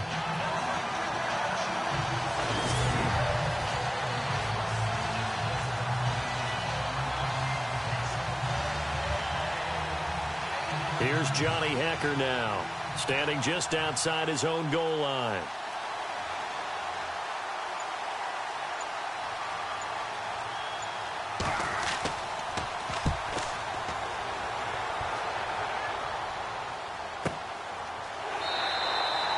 Officially, that'll go as a 52-yard punt. Not too shabby. And possession will switch hands, 1st and 10.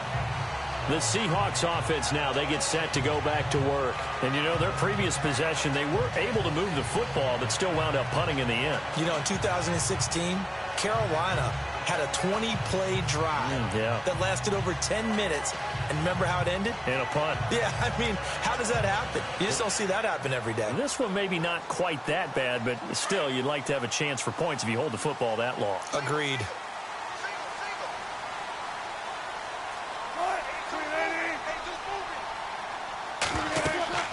They go play action here on 1st down. And he'll get it up to the 33-yard line. It'll be a gain of 4, and it'll be a 2nd down.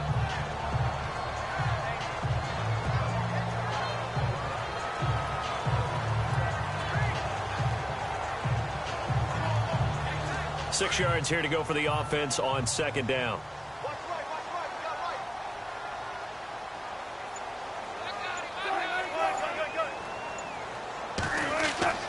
Now Wilson. It's complete to Lockett. And that time he's smothered as he's wrestled down at the 41-yard line. Wilson to Lockett there for the Seahawks first down. And defensively, they were in zone coverage there. Do you have to be a little careful? You're losing playing against a good quarterback like he is to not play too much zone? Yeah, you have to be careful about how much time you're giving up. I think it's a good point you just brought up. So maybe if you still want to play zone, you go to a zone blitz scheme. And you can drop anyone out of your defensive front. Defensive end, defensive tackle. It doesn't matter. You just exchange someone to bring more pressure towards the quarterback and still try and cover downfield. Now it's Wilson. Wilson hit. It's loose. It's out. Fumble. And now the Rams have got it. Going the other way. And this one will be returned to right around the 38-yard line. Well, that takeaway, partner, right there, that's a combination of coaching, execution, and absolute belief. Because a lot of guys will look at the scoreboard and go, this thing's pretty well done. But they still thought to themselves, if we can make a play, we give our teammates a chance to win it. And that's exactly what they did. And now out on the field, here comes Los Angeles. These guys had to punt their last possession, and that's become too familiar of a refrain. Too many of these drives just wound up going nowhere. But you know how in baseball, when the pitcher gets a base hit and he's on base, they bring his jacket out to him to keep him warm? A lot of times the punter goes to the sideline, puts on sweatpants or a wrap over his leg to keep it warm. He might need a massage from the trainer right now from all the work he's getting. And a great spot to start this drive from here.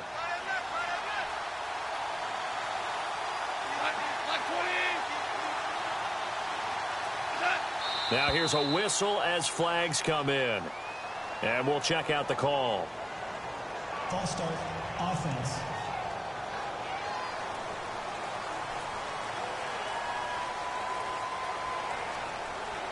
Still first down.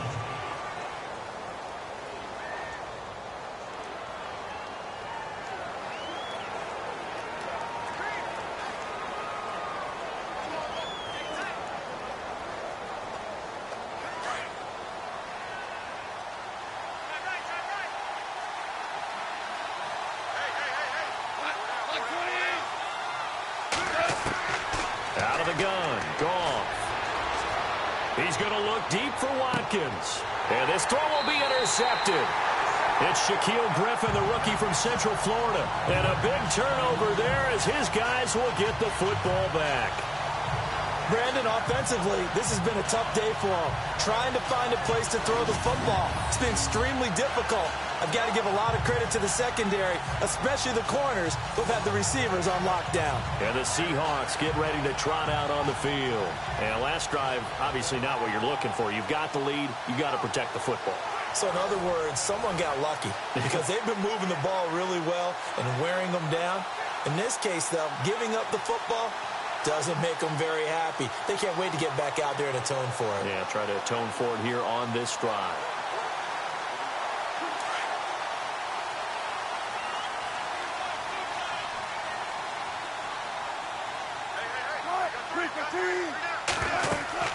They'll run it now out of the gun. And he'll take this one only up to about his 13-yard line. 2 yards on the carry there. It'll be second down.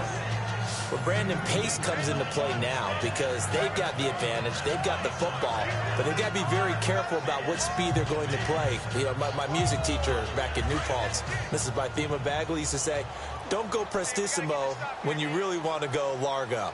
And what she meant by that is don't go too fast when you really want to go at a nice, slow, deliberate pace. I am speechless. I am without speech. And able to get this one out just shy of the 25 at the 24. 12 yards there as they move the chains. Now, I'm guessing you'd say this is kind of the key here. Grind out some yardage, work on that clock, see if you can continue to tick it down. Definitely. You want to bleed things out at this point, right? Continue to possess the football, gain some yardage, and put the onus on the defense. Do they have to use timeouts? What are they going to do to stop you? You're taking charge.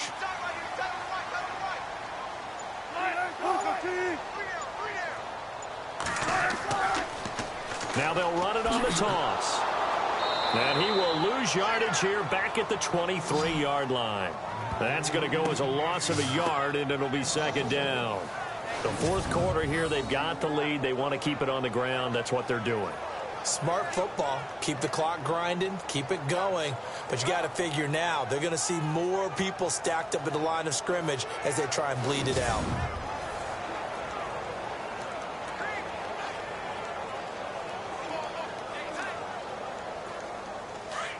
Looks like the defense in press coverage here.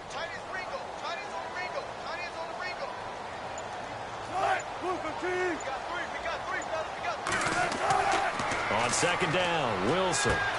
He's going to leave this for his running back. It's complete. And he'll go down just shy of the 25 at the 24-yard line. Just a 1-yard pickup on the play. And that's going to make it 3rd down and 10.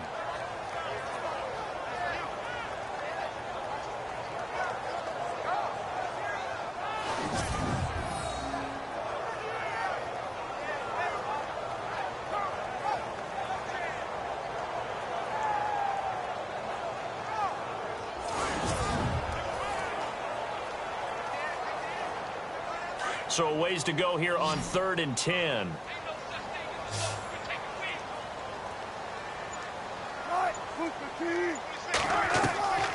From the gun, it's Wilson. And he couldn't hang on to it through the contact. Incomplete. So he can't hang on, and as I watch that unfold, I remembered an expression that I've heard, maybe from you, I don't know, but you're going to get hit anyways, might as well hold on to the ball. Right, you know a coach said that, right? Yeah. Not an actual player. No chance at all. Way easier said than done. Here's John Ryan now. He's been terrific so far. Averaging 50 yards a boot so far as this one's away. And he fields it cleanly. They'll call that a punt of 59 yards. Tough to do better than that. And out will come the offense as they take over.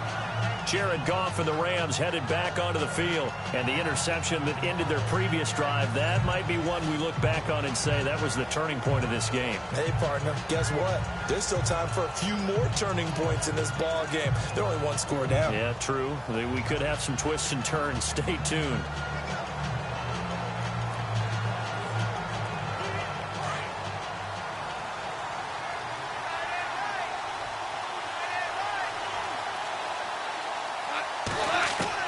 Trying to shake off the interception from the last drive. He'll look to throw.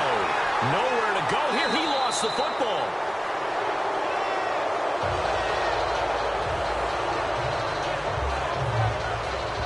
On plays like this where the ball comes free, it's often unusual for the team that lost it to get it back. Because this is the quarterback. The ball gets away from him. Everyone else is trying to execute what they're supposed to do on offense. They're usually looking in the other direction, downfield, or have moved away from it. In this case, though, a teammate is able to come up with the ball.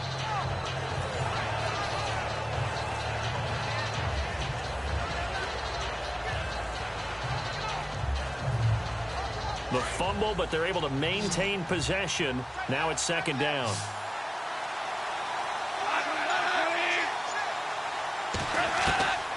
Goff now looks to throw. Dumps it off to Gurley. Call it a 1-yard gain on the play. And they're going to be staring at a 3rd and long here. One thing I think that's safe to say defensively, the tackling's been really good. And because of that, it's been very, very hard for them to move the ball because you're not getting the benefits of run after catch. They're tackling them almost on the spot. That means you have to run extra plays, harder to move it. Possibly a turning point. Big play coming. This is 3rd and long.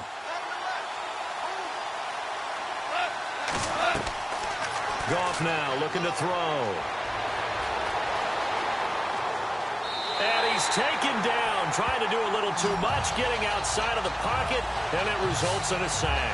Michael Bannon able to drop him for a loss of 2, and that'll bring up 4th down. Well, they went with a nickel. They've thrown an extra defensive back. Coverage was very good. Yeah, it was exactly as you would expect. A passing down, you bring in the nickel package. Just as you described, the coverage was excellent and allowed one of their linemen to end up getting to the quarterback.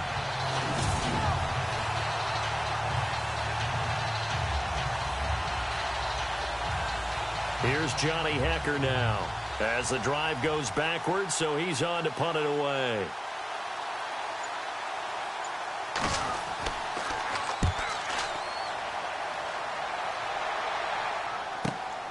Now it's Lockett.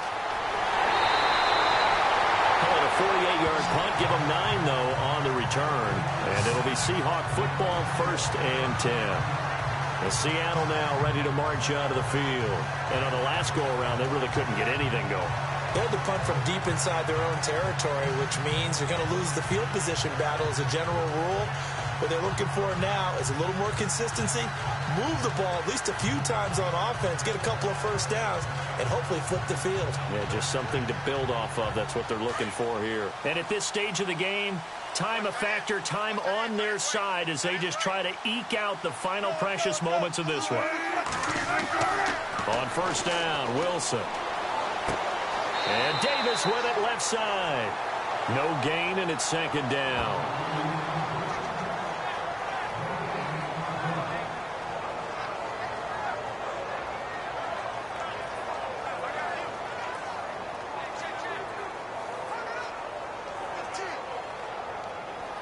Getting late here in the 4th, and if this team has any chance to win this football game, their defense obviously needs a stop here.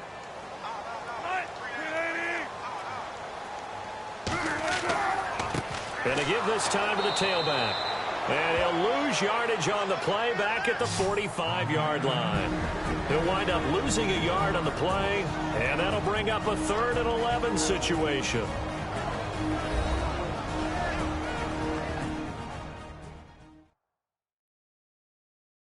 So it's Seahawk football as we march toward a conclusion.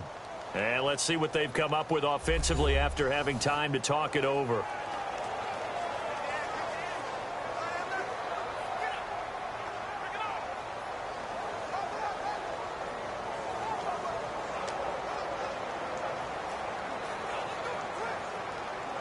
Possibly a turning point. Big play coming. This is 3rd and long. And he'll give it here to his running back. And yet again, nowhere to run. This time maybe we'll get back to the line of scrimmage, but no more than that.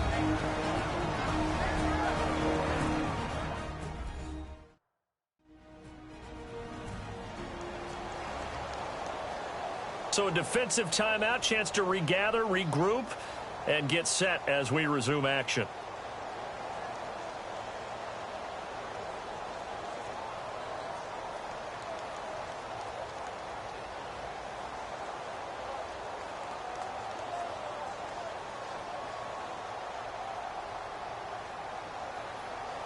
Here's John Ryan now as he's on to punt for Seattle.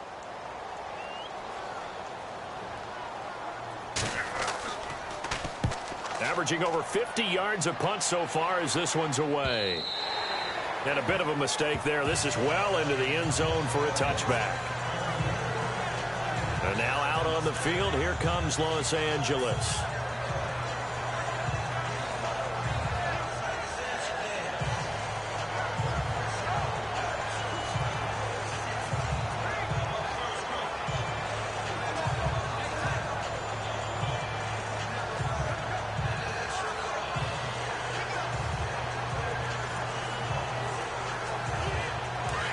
And on the outside, they're playing press coverage.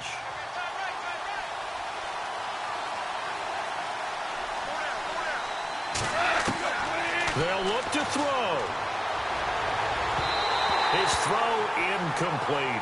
Sammy Watkins the intended target, and that'll bring up 2nd down. Well, they're slinging it, and then there's one you got to put a timer on, huh? I mean, that one came in hot. That came in hot, but overthrown out of his reach and incomplete. 10 yards still left on 2nd down.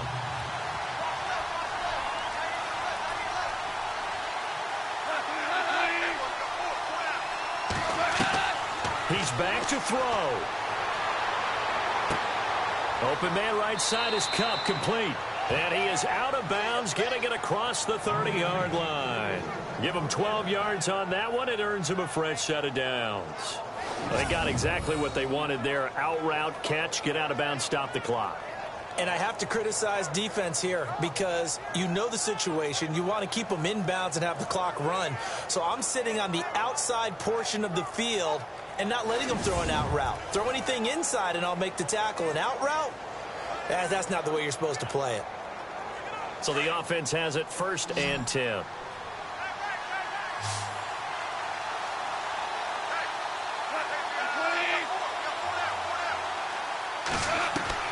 Back to throw. Over the middle, that's hauled in by Cup. And he'll get it out near the 40 to the 39. 7 yards, the pickup on the pitch and catch. He'll look to throw. Finding his safety valve here. That's complete.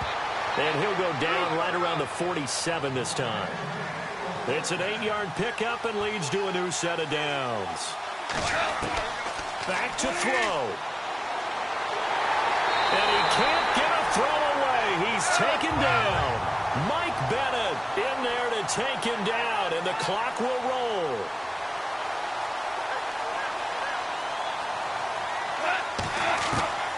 Goff now to throw. He's going to flip one out here to his running back. And now maybe they want some extra time to talk about this third and long play as we'll get a timeout. As they get the stoppage with a little over 50 seconds left to go in the game.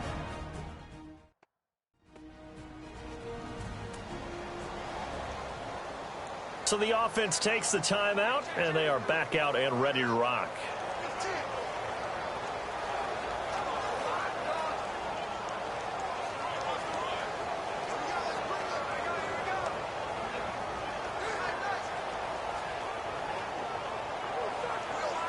The Rams on third down. They've converted just twice and have had plenty of opportunities. This is going to be 3rd and 13. Now it's Goff. He's going to let it fly. This is caught at the 20. And he is down deep into Seattle territory. They're able to convert on third down, and that sets up a 1st and goal.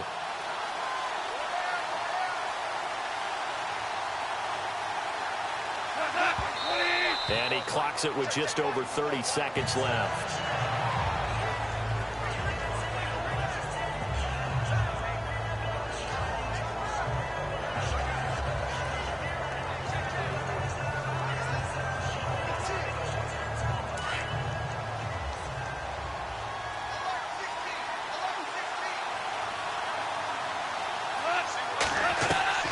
Now Goff. Over the middle, and it's incomplete. The intended receiver, Josh Reynolds. And it's 3rd down. All right, Captain. It's batten down the hatches time defensively. Dodged 2 pass attempts to the end zone. Now what do you think they're going to try and dial up on 3rd and goal? Well, knowing them and knowing what we just seen, I think they're throwing it again, don't you? I think you have to. I think in this situation, you kind of run out of your running plays, fire another one into the end zone. So it looks like somebody may have forgotten the snap count, and a 5-yard penalty ensues. False start, offense.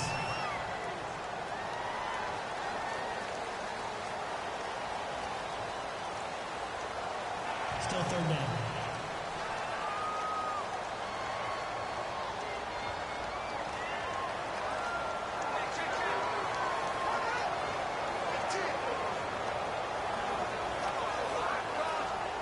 An extra DB defensively here. Big stop needed on 3rd and goal. He may be a blitzer.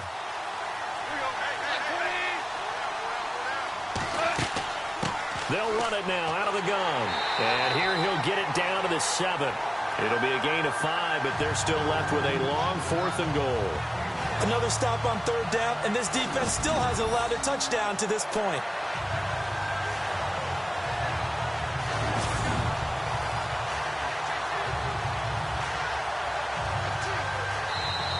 Now on 4th down, we've got a whistle here and a timeout, as he'll stop it with 11 seconds remaining in the ball game.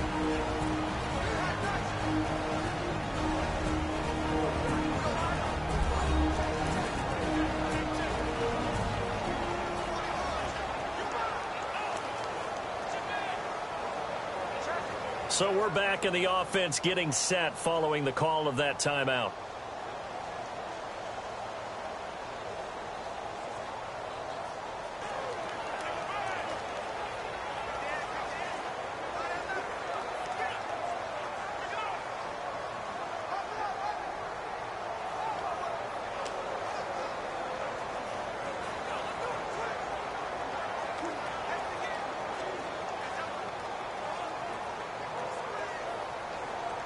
So on 4th down, out trots the kicker in a big spot here. And now the the Seahawks are going to take a timeout here on defense. It's just their first. They've got 2 more to use here in the final stages. The defense, they got a little bit of a breather. Now they're back and set as we resume play.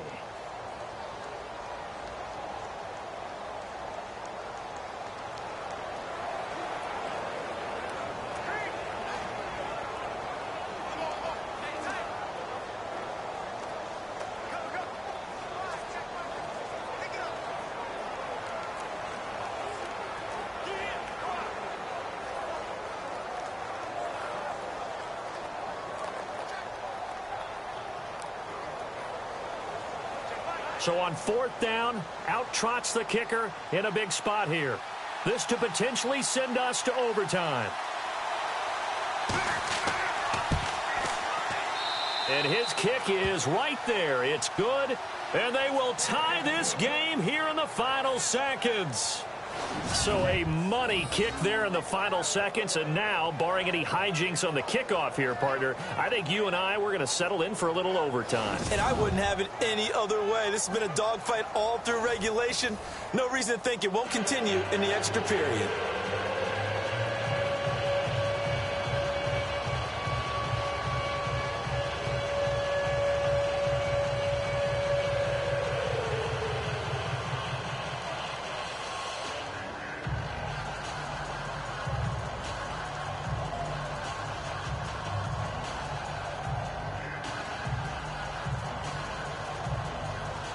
So here comes the kickoff now, all even here in this 4th quarter. This will be fielded at the 6. And he'll take it past the 25 and up to the 28-yard line.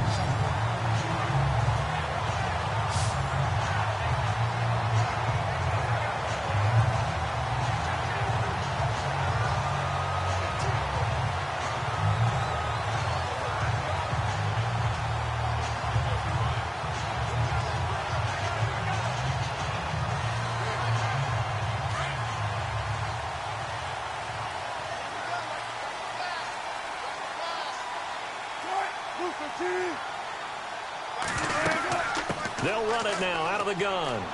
Space to maneuver at the 40. And they get him down, but not before he takes it across the 40-yard line. And we have free football overtime. Here we go, my friend. And the way this game played out, this is exactly how it should end, going to overtime, because neither one got an advantage today.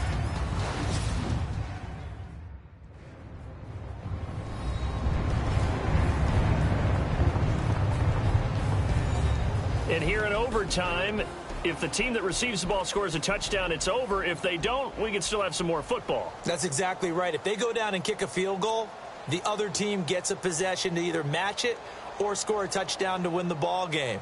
If both teams kick field goals, the next team to score wins. But if the receiving team throws a pick six or fumbles the ball and it gets picked up by the defense and they score, the game is over at that point.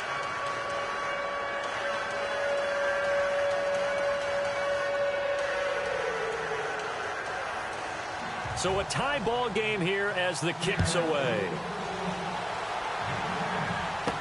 This is fielded a couple yards deep. And the decision to bring it out is going to cost him about 7 yards all told as he's taken down back shy of the 20. And the Rams getting set to go now. They're set for their first drive here in overtime, and this is where the crowd can really become a factor. They've had to battle it all day, but I know what you're saying. In overtime, that gets doubled, doesn't it? At least, because now the crowd really wants to be involved and help their team, and that first drive can dictate the whole thing because they know if this team takes it downfield and scores a touchdown, it's game over. It's been loud in here so far.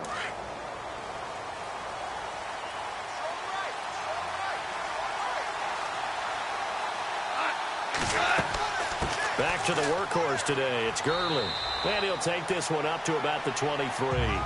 It's a 6-yard gain on the ground, and that'll make it 2nd and 4. He wasn't able to really get anything going in regulation. Maybe it'll be a little different story here in overtime. And it appears that with that call, they want to establish the run in overtime, try and set the tone for what they're going to get done. And you're right, maybe it didn't work so well in regulation. Overtime could be the charm. And by the way, yards count either way.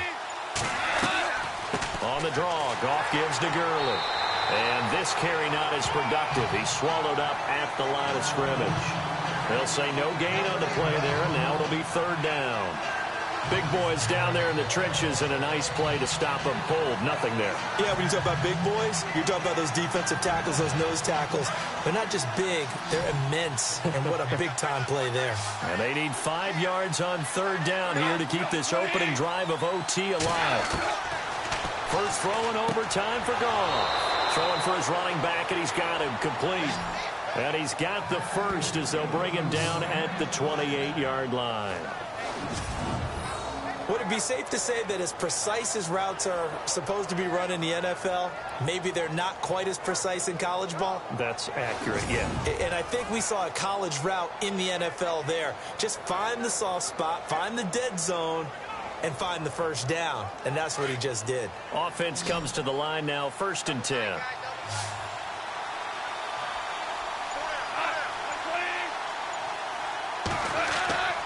Now a play fake here on first down. And his throw's going to be incomplete. That time trying to find Gerald Everett. And now it's 2nd down.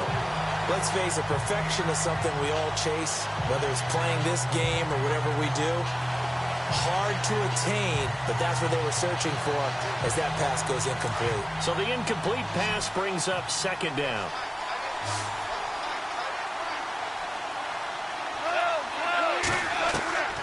From the gun, here's Goff. It's a short one here, complete to his tight end.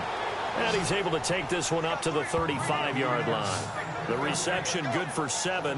It's 3rd down.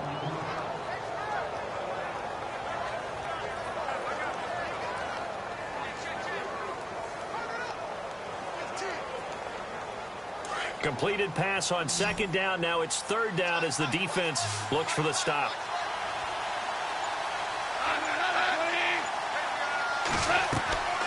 Throwing again is Goff. Oh, and it's intercepted. Picked off right around the 43. And they'll start with great field position at the 41-yard line. A costly mistake here in OT.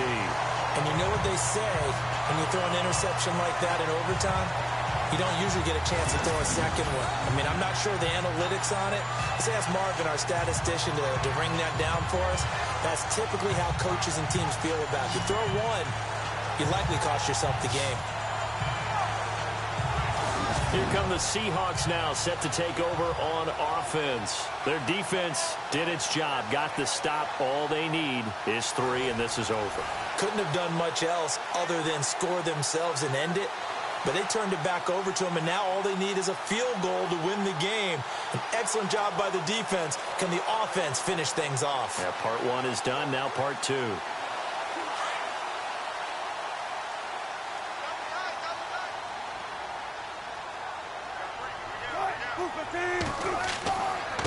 Now a handoff looking right. And he'll take this one down to about the 40. Just a yard on the pickup there, and it'll bring up a 2nd and 9. Partner, you know I love to point out when teams break tendency and do something a little bit different from the norm. But when you run the ball in the first play of the drive, that's not a tendency breaker at all. That's just trying to establish yourself as you move forward. Looking to jam the receivers at the line here. Press coverage, look defensively. Now what can Wilson do here in the OT? And some room to maneuver. And he's going to get it down to the 33-yard line here. 7 yards on the play, and that'll make it 3rd down.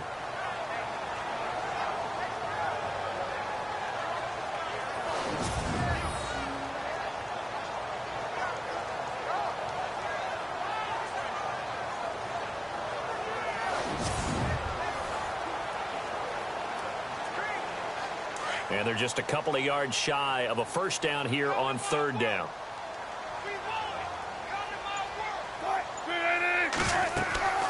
They'll run it now out of the gun. No gain there on the play, and that's going to leave them with a 4th down. Looked like he was trying to bounce it outside, but no success. Yeah, sometimes you got to just figure out where you're going to go, and sometimes you just have to take it to another spot. In trying to get it outside, the defensive pursuit was there and just ran him down.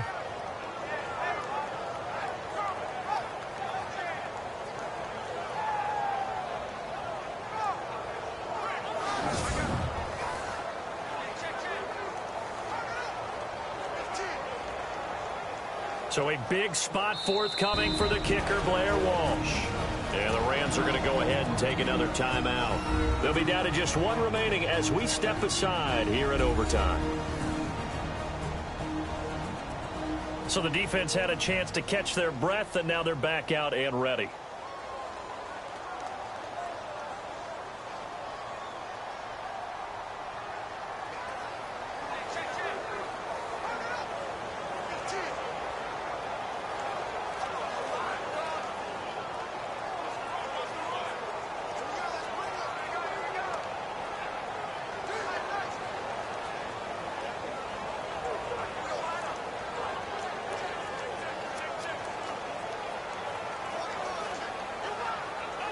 So now one of the biggest kicks of the night is forthcoming. From the left hash, it's an even 50-yard attempt.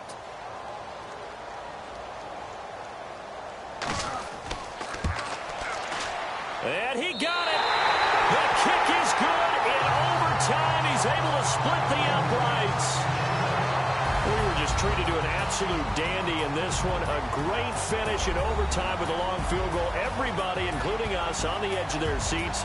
Quite a game. And it's rare that you get a game into overtime that it doesn't turn out to be a dandy, right? That's what we saw here. And just what you were talking about, a long field goal to win it. So definitely not a gimme. So there was tension all the way through until the ball went through the post. But it did go through the post. Ice water was in his veins. That'll do it for us. For Charles Davis and all our hardworking crew, I'm Brandon Gaudin. You've been watching the NFL on EA Sports. For more, find us on Twitter at EA Madden NFL. It's a win for the Seahawks here as we say so long from Seattle.